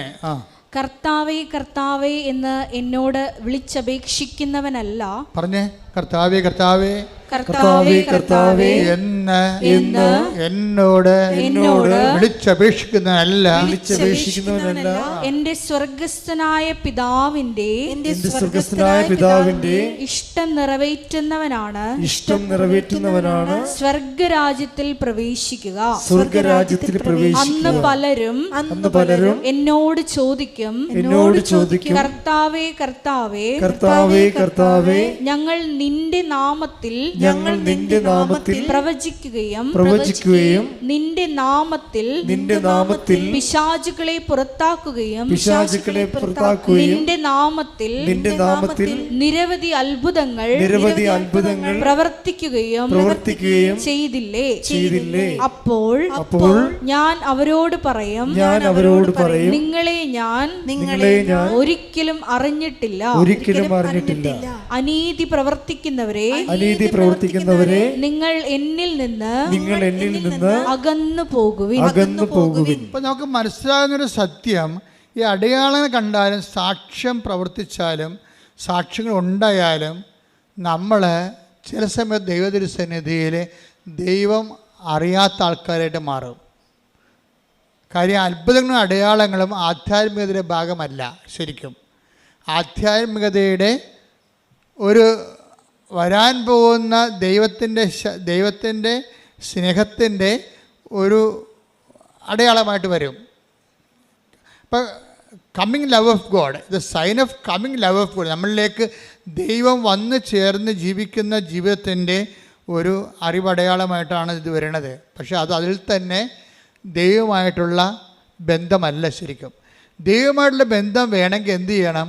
അനീതി പ്രവർത്തിക്കുന്നവരെ എന്ന് വെച്ച് കഴിഞ്ഞാൽ സ്നേഹമില്ലാതെ പ്രവർത്തിക്കുന്നവരെ. നീതിയും സ്നേഹവും തമ്മിലാണ് ബൈബിള് കണക്ട് ചെയ്യണത്.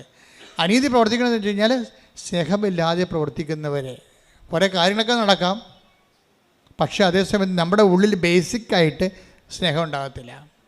അപ്പോൾ ഇതിങ്ങനെ ദുരന്തം പിടിച്ച ക്രിസ്ത്യാനി ഇങ്ങനെ കുറേ എണ്ണം ഉണ്ട്. എന്ന് വെച്ചാൽ ഭയങ്കര ഉടമ്പടി. പല ആൾക്കാരുടെയും വിശ്വാസം പോയിരിക്കണേ എന്തുകൊണ്ടാണ്? ഇപ്പം നമ്മൾ നീലത്തിരി കത്തിക്കുമ്പോൾ തന്നെ മരുമോൾ എന്താണ്ട് അപ്പുറത്തുനിന്ന് പറയണത്, ശവം നീലത്തിരി കത്തിക്കാൻ തുടങ്ങിയിട്ടുണ്ട്. ഇവളുടെ കാര്യമൊക്കെ നടക്കാൻ വേണ്ടി ഇങ്ങനെ പറയും. ഇവളുടെ കയ്യിരിപ്പ് ദൈവത്തിന് അറിയാവാ. ഈ ജന്മത്തി അക്കരെ 1000 തിരി കത്തിച്ചാൽ ഇവർ രക്ഷപ്പെടത്തില്ല എന്നാണ് അടുക്കള എന്നുകൊണ്ട് ചിലപ്പോൾ അമ്മ അല്ലെങ്കിൽ മരുമകളാ പറയണത് നിങ്ങളെക്കുറിച്ച്. എന്താ കാര്യം? നിങ്ങൾ ഏറ്റവും അറിയാവുന്നവരാരാണ്? നിങ്ങളുടെ വീട്ടിലുള്ളവരാ. ദൈവം കഴിഞ്ഞാൽ പിന്നെ നിങ്ങളെ അറിയാവുന്നവരാരാണ്? നിങ്ങളുടെ വീട്ടിലുള്ളവരാണ്. അപ്പം നിങ്ങൾ ഈ ഉടമ്പടിയൊക്കെ എടുത്ത് ഇങ്ങനെയൊക്കെ ജയിക്കുമ്പോൾ മറ്റുള്ളവർക്കറിയാം എത്ര ഉടമ്പടിക്ക് പോയിട്ടും ഇത് പണ്ട് പാക്കനാർ ചുരക്കായും കൊണ്ട് കാശി പോയ പോലെ ഇരിക്കുമെന്ന്. കാശി കൊണ്ടുപോയി ഗംഗാനദിയുടെ തീരത്ത് പാക്കനാർ പോയ വഴിക്കെല്ലാം നമുക്കറിയാമല്ലോ പറയിച്ച് പെറ്റ പന്തിരികുലത്തിലെ ഒരാളാണ് ഉളിയന്നൂർ പെരുങ്ങുന്തച്ഛനും പിന്നെ പാക്കനാരും. പാക്കനാർ കാശിക്ക് പോയപ്പോൾ പെണ്ണുമ്പിള പറഞ്ഞ് മനുഷ്യനെ ഈ ചുരക്കായും കൂടി കൊണ്ടുപോകുമെന്ന് പറഞ്ഞു. എന്താ കാര്യം എന്നറിയാമോ? വന്നതിനും പോയതിനും എല്ലാം പാക്കനാർ ഇവിടെ കഴുത്തിന് പിടിക്കും. അതാണ് പ്രശ്നം പെണ്ണുമ്പിള്ളയുടെ. അപ്പോൾ അങ്ങനെ ആൾക്കാരൊക്കെ മാനസാന്തരം ഉണ്ടായി. പുള്ളിക്കാരൻ കാശിക്ക് പോവുകയാണ്. അപ്പോൾ പെണ്ണുമ്പിള പറഞ്ഞ് ചുരക്കായും കൂടി കൊണ്ടുപോകാൻ പറഞ്ഞു. അപ്പോൾ അത് എന്തെങ്കിലും ഒരു നൈവേദ്യത്തിനായിരിക്കും വിചാരിച്ചുകൊണ്ട് തിരിച്ചു കൊണ്ടുപോകാൻ കേട്ടാന്ന് പറഞ്ഞ് അവിടെ പൂജിച്ചിട്ട് തിരിച്ചു കൊണ്ടുപോയി നമുക്ക് അറിവിച്ച് കഴിഞ്ഞാൽ എല്ലാ രോഗം മാറുമെന്ന് പെണ്ണുമ്പിള പറഞ്ഞിരിക്കുക. അങ്ങനെ ചുരക്കായും കായുകൊണ്ട് പാക്കനാർ പോയിരിക്കുകയാണ് കാശിക്ക്. പോയ എല്ലാ വെച്ചമ്പലത്തിലും കുടുംബക്ഷേത്രങ്ങളിലും എല്ലാം പാക്കനാർ തൊഴുകയും ചെയ്യും. അവിടെയുള്ള കുളത്തിലെല്ലാം ഈ ചുരക്ക കഴുകുകയും ചെയ്യും.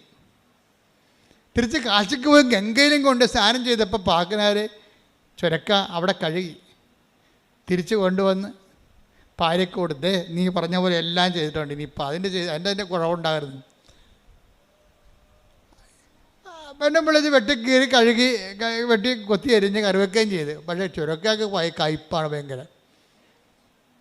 അപ്പോഴേ പാക്കനായ പറഞ്ഞ് നീ കറിവെച്ചിട്ട് പിന്നെ ചുരക്കാക്ക് കയ്പ്പാണല്ല. അപ്പോൾ പെണ്ണുമ്പിള്ള ചിരിച്ച്. എന്താ കാര്യം? ഇതുപോലെ നിങ്ങളുടെ അവസ്ഥയെന്ന്. ഇതുപോലെയാണ് നിങ്ങളുടെ അവസ്ഥയെന്ന്. എത്ര തീർത്ഥസ്ഥലിൽ കഴുകിയിട്ടും നിങ്ങൾക്ക് മാറ്റമൊന്നുമില്ല. എത്ര ഉടമ്പടി എടുത്തിട്ടും നിങ്ങൾ പഴയ ആളാണ്. തെറ്റുകൾ ആവർത്തിക്കുന്നു എന്നാണ് പറയണത്. തെറ്റുകൾ ആവർത്തിക്കുന്നു. ആ പഴയ ജീവിതത്തിൻ്റെ കയ്പ്പ്, സ്വഭാവത്തിൻ്റെ കയ്പ്പ് മാറണില്ല, മധുരമാകണില്ല, സ്നേഹം വരണില്ല.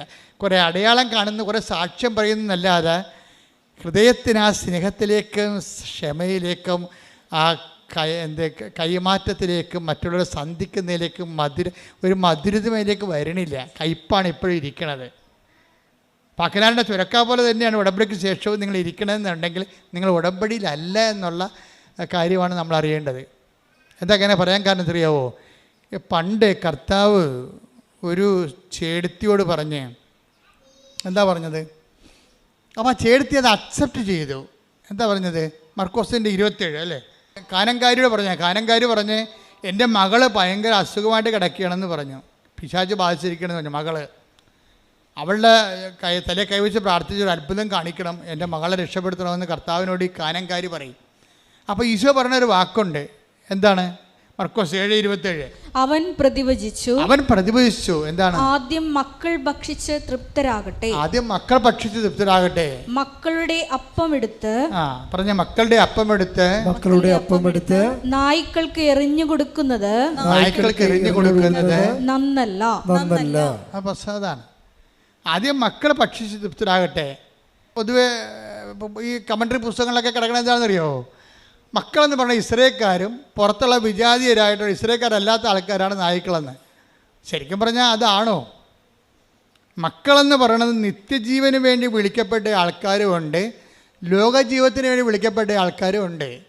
ബൈബിളല്ലേ നമ്മൾ വ്യാഖ്യാനിക്കണത്, അല്ലാതെ അവിടുത്തെ ജിയോഗ്രാഫിക്കൽ സിറ്റുവേഷൻ സമുദായ സമവാക്യങ്ങളാണ് വ്യാഖ്യാനിക്കണത്. അല്ല, ബൈബിൾ എന്താ പറയണത്? ആരാണ് നായെന്ന് ബൈബിൾ പറയുന്നുണ്ട്.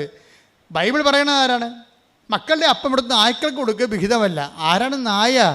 സുഭാഷിതം വായിച്ചേ, സുഭാഷിതം ഒരു 26:11 വായിച്ചേ.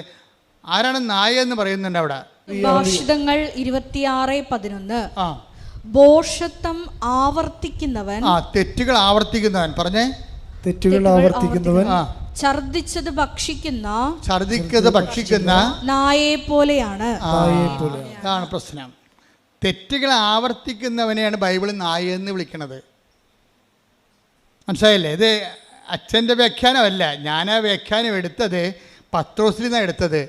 2 പത്രോസ് 2:20. നമ്മുടെ കർത്താവും രക്ഷകനുമായ യേശുക്രിസ്തുവിനെ കുറിച്ചുള്ള അറിവ് മൂലം അവർ ലോകത്തിന്റെ മാലിന്യങ്ങളിൽ നിന്ന്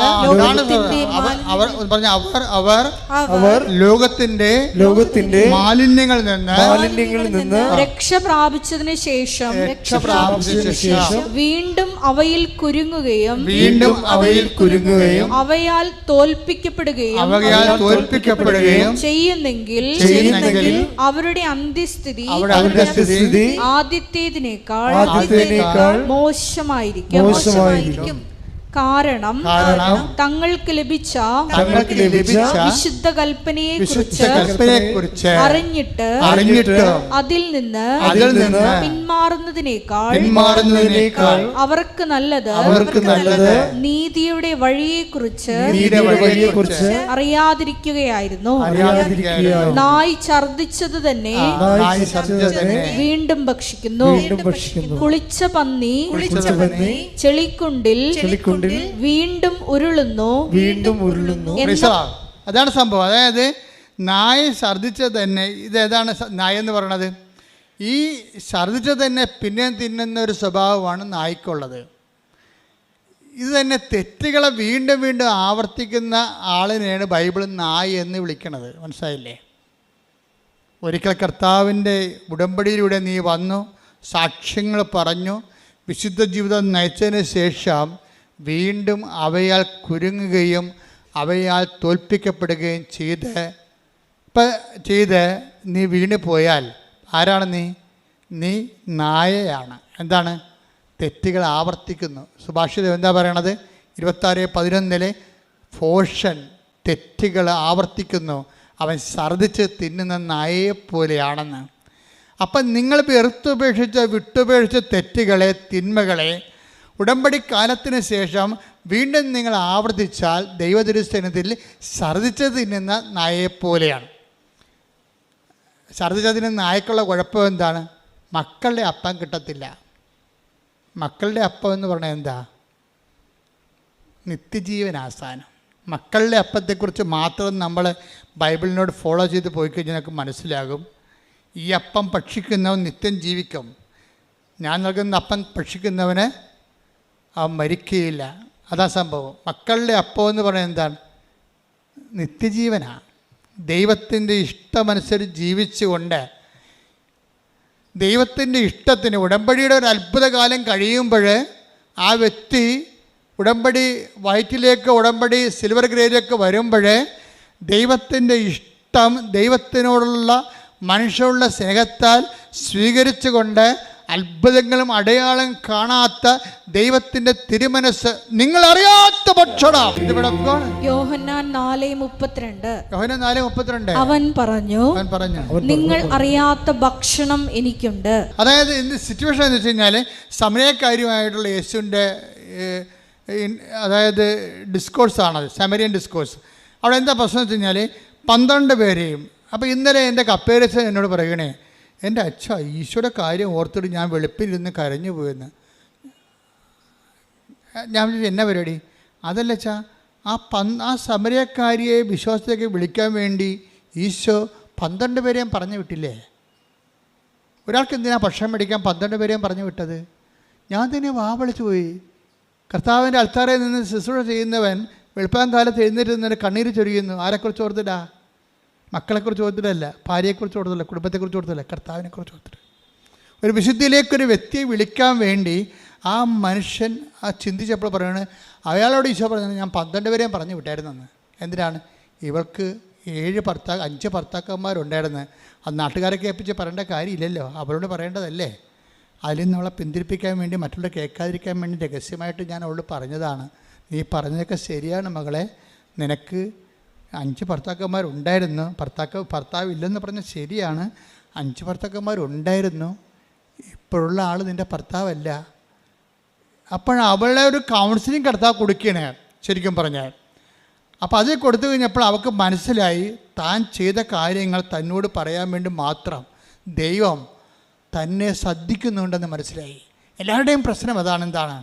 ദൈവം എന്നെ ശ്രദ്ധിക്കുന്നില്ലെന്നല്ലേ.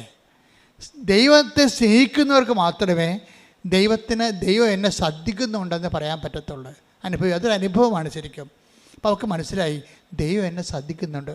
ഈ ലോകത്ത് 600 കോടി മനുഷ്യരുണ്ടെങ്കിലും ഞാൻ മാത്രമേ ഉള്ളെങ്കിലും എന്നെ ദൈവം ശ്രദ്ധിക്കുന്നുണ്ട്. എൻ്റെ നന്മ ദൈവം ആഗ്രഹിക്കുന്നുണ്ട്.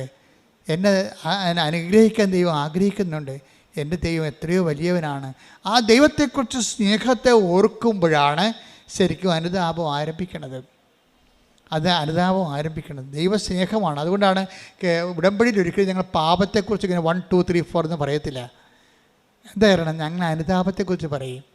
അനുതാപത്തെക്കുറിച്ച് എന്താ പറയണത്? അനുതാപം ഒരു പ്രോഡക്റ്റാണ്. എന്തിൻ്റെയാണ്? ദൈവസ്നേഹത്തിൻ്റെ പ്രോഡക്റ്റാണ്. നിങ്ങൾ പത്രം കൊടുക്കുമ്പോഴും കർത്താവേ എനിക്ക് കൊടുക്കാനേ പറയും, എൻ്റെ കണ്ണുകൊണ്ട് തന്നെ ഇത് കണ്ട് വായിക്കാൻ പറ്റണില്ല, പക്ഷെ മറ്റുള്ളവർ വായിക്കാൻ വേണ്ടി ഞാനിത് കൊടുക്കുമ്പോൾ എൻ്റെ പരാധീനത കൂടി അവരെ പരിഹരിച്ചിട്ട് അവർ വായിച്ചിട്ട് നിന്നെ അറിയാൻ ഇടയാക്കണേ.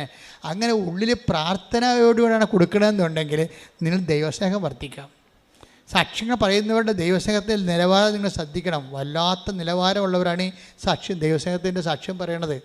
അങ്ങനെ വരുമ്പോൾ ദൈവസ്നേഹം മുന്തുന്ന അനുസരിച്ച് കൊണ്ട് അനുതാപം നിരന്തരമായിക്കൊണ്ടേയിരിക്കും. നിരന്തര അനുതാപം അത് പ്രോസസ്സാണ് മരണം വരെ.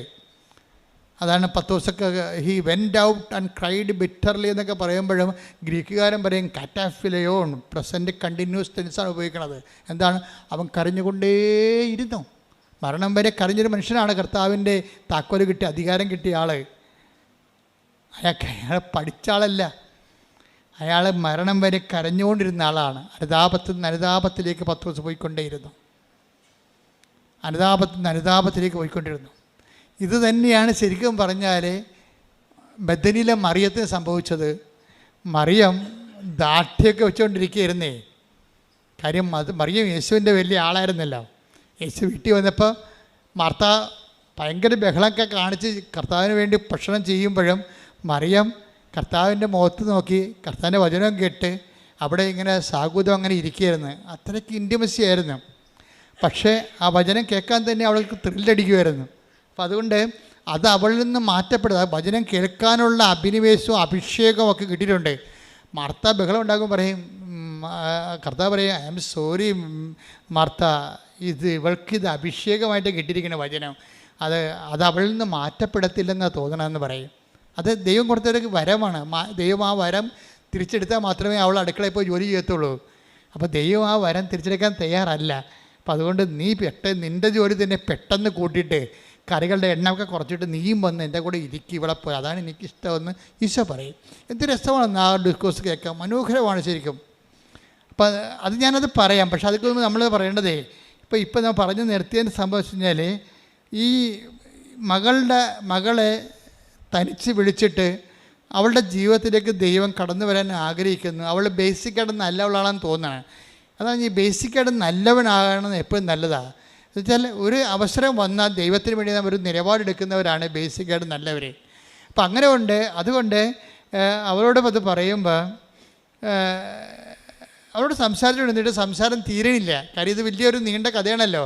അപ്പോൾ 10 ദിവസം ഭക്ഷണം കൊണ്ട് വന്നിട്ട് അകലെ നിൽക്കുകയാണ് വെയിലത്ത്. ഞാൻ ആ കിണറ്റിൽ പോയിട്ടുള്ളതാണ്. കർത്താവ് ഇരുന്ന് സംസാരിച്ച കിണർ ഇപ്പോഴും ഉണ്ട് സമരയാക്കി. അവിടെ ഒരു അറബി മരം നിൽക്കുന്നുണ്ട്. പക്ഷെ ഭയങ്കര മഞ്ഞ നിറവാണ്. അവിടെ വെള്ളമൊന്നുമില്ല, കിണറുണ്ടെന്ന് മാത്രമേ ഉള്ളൂ. വെള്ളമില്ലാത്ത കാരണം മരുഭൂമി പോലുള്ള സ്ഥലമാണ് സമരിയയിൽ ഈ യാക്കോബിൻ്റെ കിണർ. അവിടെ ഇരുന്നാൽ ഞാൻ അവിടെ ഇരുന്നപ്പോൾ ശരിക്കും പറഞ്ഞാൽ എൻ്റെ കണ്ണ് നിറഞ്ഞു പോയി. ആ കിണറിൻ്റെ അരികിൽ നിന്നപ്പോൾ ഞാൻ പറഞ്ഞു, ഈശോ എന്ത് കഷ്ടമാണ്. ഒരു ആത്മാവിനെ വീണ്ടെടുക്കാൻ വേണ്ടി ഈ കിണറ്റിൻ്റെ കരയിൽ 43 ഡിഗ്രി ചൂടാണ് അപ്പോൾ ഉള്ളത്. അപ്പൻ്റെ ടെമ്പറേച്ചർ 43 ഡിഗ്രിയാണ്. ആ ചൂടിൽ ഇവളെയും കാത്ത് ഇവളോട് സംസാരിക്കാൻ നിൽക്കണം കർത്താവ്. എന്ന് വെച്ചാൽ അതുപോലെയുള്ള ജനലക്ഷങ്ങളാണ്, ഇനി കോടികളാണ് ഭൂമിയിലേക്ക് വരുന്നത്.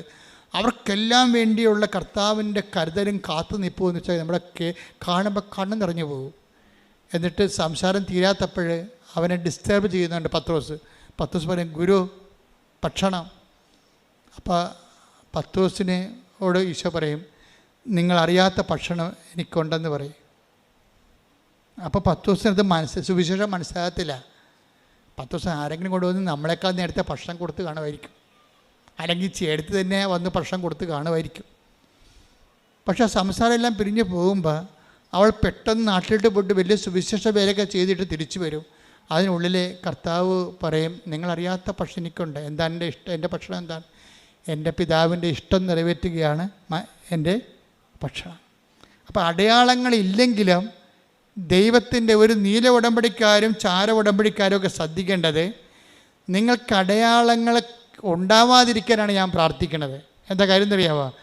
ആ ഒരു മച്ചൂരിലേക്ക് ഉടമ്പടി ചെല്ലുമ്പോഴേ ദൈവ ഇഷ്ടം അന്നു വേണ്ട ആഹാരം ഡെയിലി ബ്രെഡായിട്ട് നമ്മളതിൽ കഴിച്ച് നിത്യതയ്ക്ക് വേണ്ടി നമ്മളെ തന്നെ ഒരുക്കും. അനുദിന ജീവിതത്തിൻ്റെ കാരണങ്ങൾ ഇതൊക്കെ നിങ്ങൾക്ക് ആവശ്യമാണെന്ന് എൻ്റെ സ്വർഗസ്ഥൻ. ഇപ്പം നിങ്ങൾ ദൈവത്തിൻ്റെ സ്വഭാവം ബീന വിജയൻ്റെ സാക്ഷ്യത്തിൽ നിന്ന് take the word of God 10:51 മർക്കോസ് 10:51. യേശു ചോദിച്ചു, ഞാൻ നിനക്ക് വേണ്ടി എന്ത് ചെയ്യണമെന്നാണ് നീ ആഗ്രഹിക്കുന്നത്? Praise the Lord. യേശു ചോദിച്ചു, ഞാൻ നിനക്ക് ഒരു അന്ധന് കാഴ്ച നൽകുന്ന സംഭവമാണ്. അന്ധനെ കാണുമ്പോൾ ഈശോ ചോദിക്കുന്നത്, ഞാൻ നിനക്ക് വേണ്ടി എന്ത് ചെയ്യണം? അപ്പോൾ അവനെന്ത് പറയും? എനിക്ക് കാണണമെന്ന് പറയും. അപ്പം നമ്മൾക്ക് പെർട്ടിക്കുലറായിട്ട് ഇപ്പോൾ ബീന വിജയൻ എന്താ കർത്താവിനോട് ചോദിച്ചത്? എനിക്ക് ജോലി വേണം, പക്ഷെ ഞാൻ ടീച്ചറാണ്. എനിക്ക് രാവിലെ പോകണം, എൻ്റെ 2 കുഞ്ഞുങ്ങളുണ്ട്, വൈകുന്നേരം വരണം.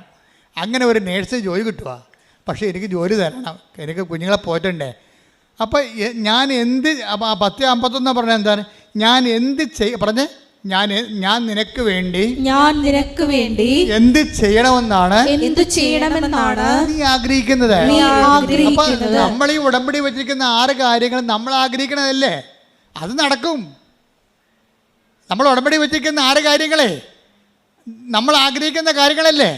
അത് 10:51 പ്രകാരം നടക്കും. ജപ്തി ആയാലും, സ്ഥലമില്ലെങ്കിലും, പ്രൊമോഷൻ വേണമെങ്കിലും, നിങ്ങളെ പിരിച്ചുവിട്ട കമ്പനി തിരിച്ചെടുക്കണമെങ്കിലും എല്ലാം നടക്കും. നിങ്ങൾ ഉടമ്പടിയിൽ എന്ത് ചെയ്യണം? നിങ്ങളെ ഉടമ്പടിയിൽ ആദ്യം നിങ്ങൾ എന്ത് ചെയ്യണം? നിങ്ങളുടെ ആദ്യം ദൈവരാജ്യത്തെയും അതിൻ്റെ നീതിയെയും കുറിച്ച് നമുക്കൊരു അന്വേഷണമുണ്ട്. ഉടമ്പടി ഒരു അന്വേഷണമാണ്.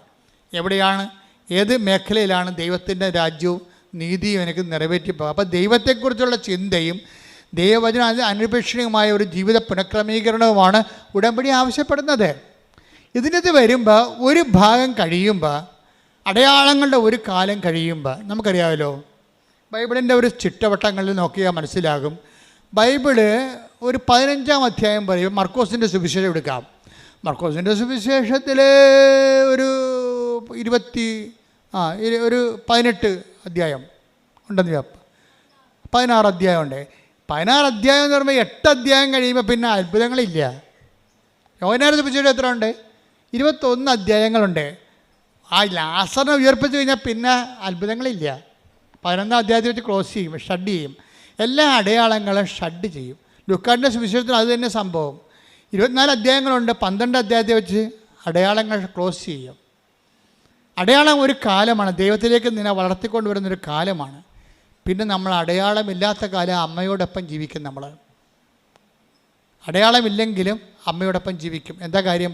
അടയാളമെന്ന് പറയണത് അന്നന്ന് വേണ്ട ആഹാരം പോലെയാണ്. എന്താണ്? അങ്ങയുടെ ഇഷ്ടം നിറവേറ്റുകയാണ്, എൻ്റെ പിതാവിൻ്റെ ഇഷ്ടം നിറവേറ്റുകയാണ്. നിങ്ങളറിയാത്ത ഭക്ഷണം എനിക്കുണ്ട്. എന്താണ് കാര്യം? എൻ്റെ പിതാവിൻ്റെ ഇഷ്ടം നിറവേറ്റുകയാണ് എൻ്റെ ആഹാരം.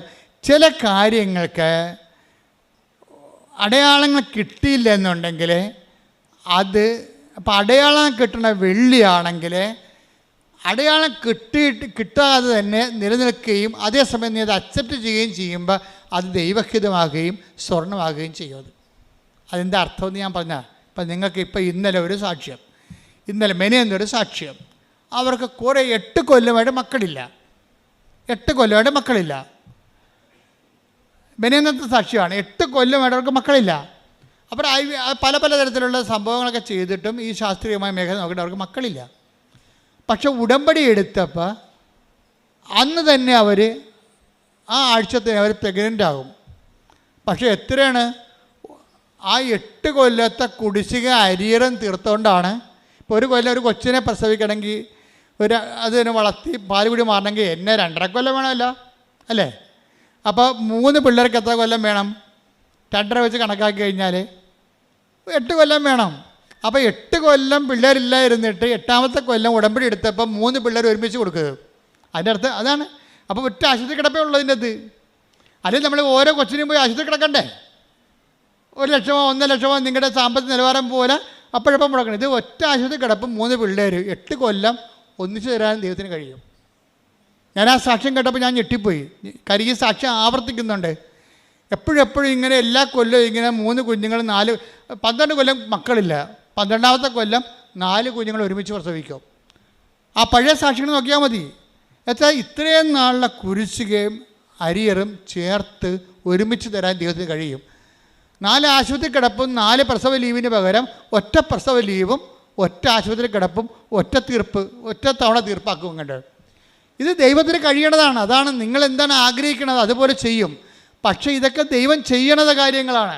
ഉടമ്പടി എന്ന് പറയുമ്പോൾ ഇതിൻ്റെ വലിയ ഒരു സംഭവമാണ്. അതായത് ദൈവം ഒറ്റത്തവണ തീർപ്പാക്കിയിട്ട് ഇത്രയും നാളിൽ നിൻ്റെ കണ്ണീരിനെല്ലാം ഒറ്റ ഉത്തരം തരും.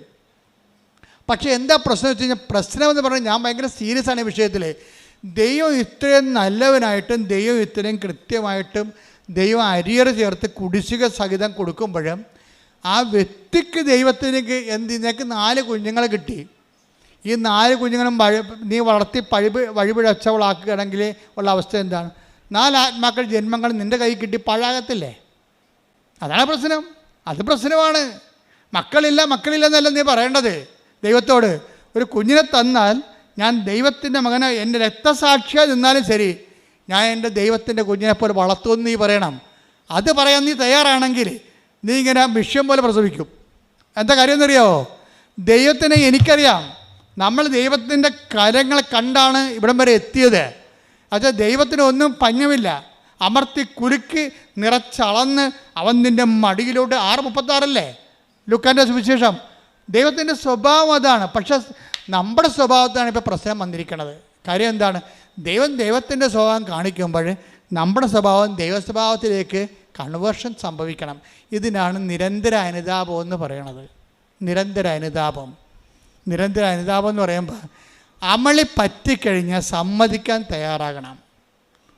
അനുതാപം തുടങ്ങണത് സമ്മതിക്കാൻ തയ്യാറ്. ഇപ്പോൾ കാനംകാരിയോട് കർത്താവ് പറഞ്ഞു, മക്കളുടെ അപ്പം എടുത്ത് നായ്ക്കൾക്ക് കൊടുക്കുക വിഹിതമല്ല. അപ്പോൾ അവളെന്താ പറഞ്ഞത്? That is right my lord, I am a dog. നീ പറഞ്ഞത് ശരിയാണ്. ഞാൻ തന്നെ വീണ്ടും അനുതാപമില്ലാതെ വീണ്ടും ഞാൻ നായി ഛർദ്ദിച്ചത് തന്നെ പിന്നെയും തന്നെ എന്ന് പറഞ്ഞാൽ ചെയ്ത് തെറ്റ് തന്നെ പിന്നെയും ചെയ്യണ ആളാണ് ഞാനൊരു നായയാണ്. അതാണ് സംഭവം. അതായത് കർത്താവ് അത് വെളിപ്പെടുത്തി കൊടുക്കുമ്പോൾ നായെ ഛർദ്ദിച്ചത് തന്നെ, അത് മക്കളുടെ അപ്പം എടുത്ത് നായ്ക്കൾക്ക് കൊടുക്കുക വിഹിതമല്ല.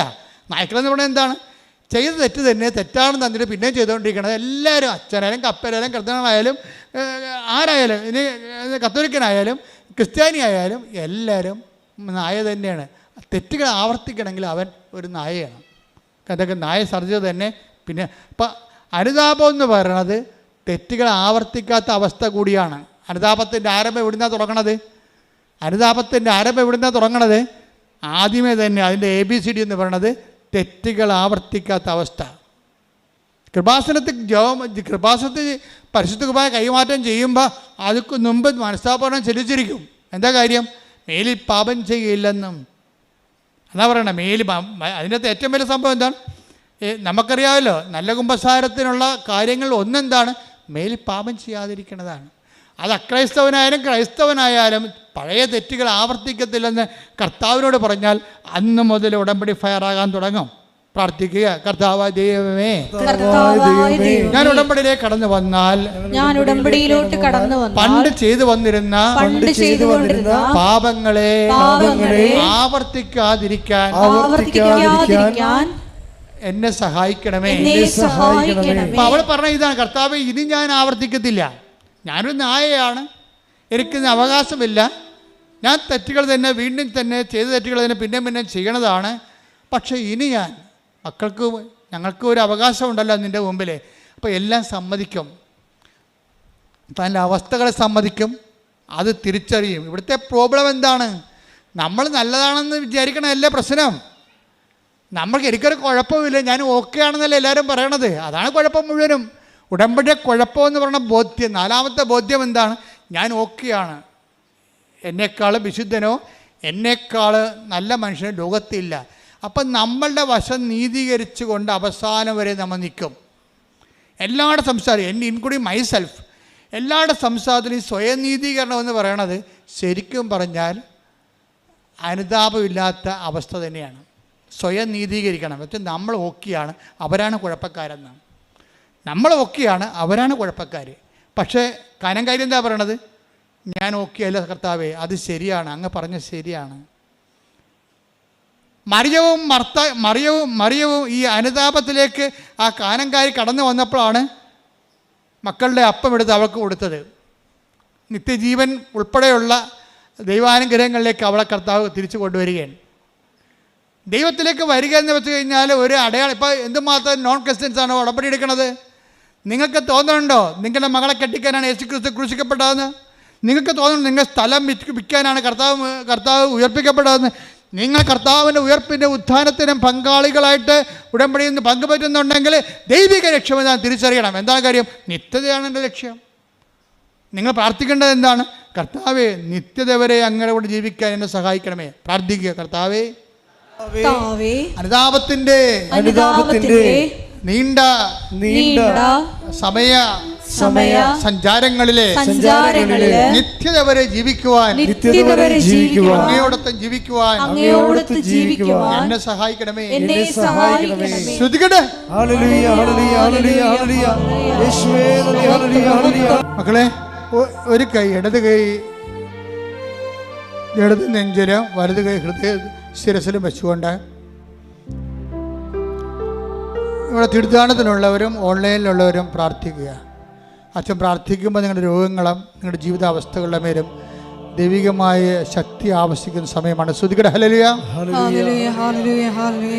എൻ്റെ കർത്താവിൻ്റെ ഉന്നതമായ നാമത്തിൽ കർത്താവേ, നിന്റെ വിശുദ്ധ പൗരോഹിത്യത്തെ മഹത്വപ്പെടുത്തണമേ. കർത്താവേ, സഭയിലുള്ള സാന്നിധ്യം പ്രകടമാക്കണമേ. ശ്രുതികട മക്കളെ, ശ്രുതികട ഹല്ലേലൂയ. കർത്താവിൻ്റെ തിരുമുറിവാടുന്ന വലതുകരം, ആണിപ്പെടുതാടുന്ന അത്ഭുതകരം ഓരോ മകൻ്റെ മേലും വെക്കണമേ. ഉച്ച മുതൽ ഉള്ളംകാല് വരെ കർത്താവിൻ്റെ രക്തം പടരട്ടെ. ഉച്ച മുതൽ ഉള്ളംകാല് വരെ കർത്താവിൻ്റെ രക്തം പടരട്ടെ. എല്ലാ കോശങ്ങളിലും പേശികളിലും കർത്താവിൻ്റെ രക്തം പടരട്ടെ. ദൈവത്തിന്റെ കരുണ ചൊരിയട്ടെ. ശ്രുതികട്ടെ. Hallelujah, hallelujah, hallelujah, hallelujah. മഹത്വം, മഹത്വം, ആരാധന, ആരാധന. ഹല്ലേലൂയ, യേശുവേ നന്ദി, യേശുവേ ആരാധന. Hallelujah, hallelujah, hallelujah. കർത്താവേ, നിന്റെ ഉന്നതമായ നാമത്തിന് സ്വസ്ത്രം. ശ്രുതിയുടെ മക്കളെ, ശ്രുതിയുടെ മക്കളെ, ഹല്ലേലൂയ, ഹല്ലേലൂയ, ഹല്ലേലൂയ. കർത്താവേ, നിന്റെ ഉന്നതമായ നാമത്തിന് സ്വസ്ത്രം ചെയ്യുന്നു. കർത്താവേ, നിന്റെ തിരുമുറിവാടുന്ന വലതുകരം മകൻ്റെ ശിരസിൽ വെക്കണമേ. മക്കളുടെ ശിരസിൽ വെക്കണമേ. സന്ധ്യബന്ധങ്ങളിലെ കർത്താവിൻ്റെ രക്തം നിറയട്ടെ. അച്ഛൻ ഓരോ പ്രാർത്ഥനകൾ പ്രാർത്ഥിക്കുമ്പോഴും കർത്താവിൻ്റെ രക്തം നിറയട്ടെ എന്ന് ഉച്ചത്തിൽ പറയണം. നിങ്ങളുടെ സന്ധിബന്ധങ്ങളിലെ രക്തം നിറയട്ടെ. മാംസപേശികളിലെ കർത്താവിന്റെ രക്തം നിറയട്ടെ. രക്തഞരമ്പുകളിലെ കർത്താവിന്റെ രക്തം നിറയട്ടെ. ആന്തരിക അവയവങ്ങളിലെ കർത്താവിന്റെ രക്തം നിറയട്ടെ. ഉച്ചി മുതൽ ഉള്ളങ്കാല് വരെ കർത്താവിന്റെ രക്തം നിറയട്ടെ. മാരക രോഗങ്ങളിലെ കർത്താവിന്റെ രക്തം നിറയട്ടെ. തീരാവേദികളിലെ കർത്താവിന്റെ രക്തം നിറയട്ടെ. സ്തുതിയുടെ ഹല്ലേലൂയ, നാമത്തിലെ സഭയുടെ അധികാരത്തിൽ കുരിശിന്റെ അടയാളത്തിലെ ദൈവത്തിന് സത്യ സൗഖ്യം പ്രാപിക്കട്ടെ.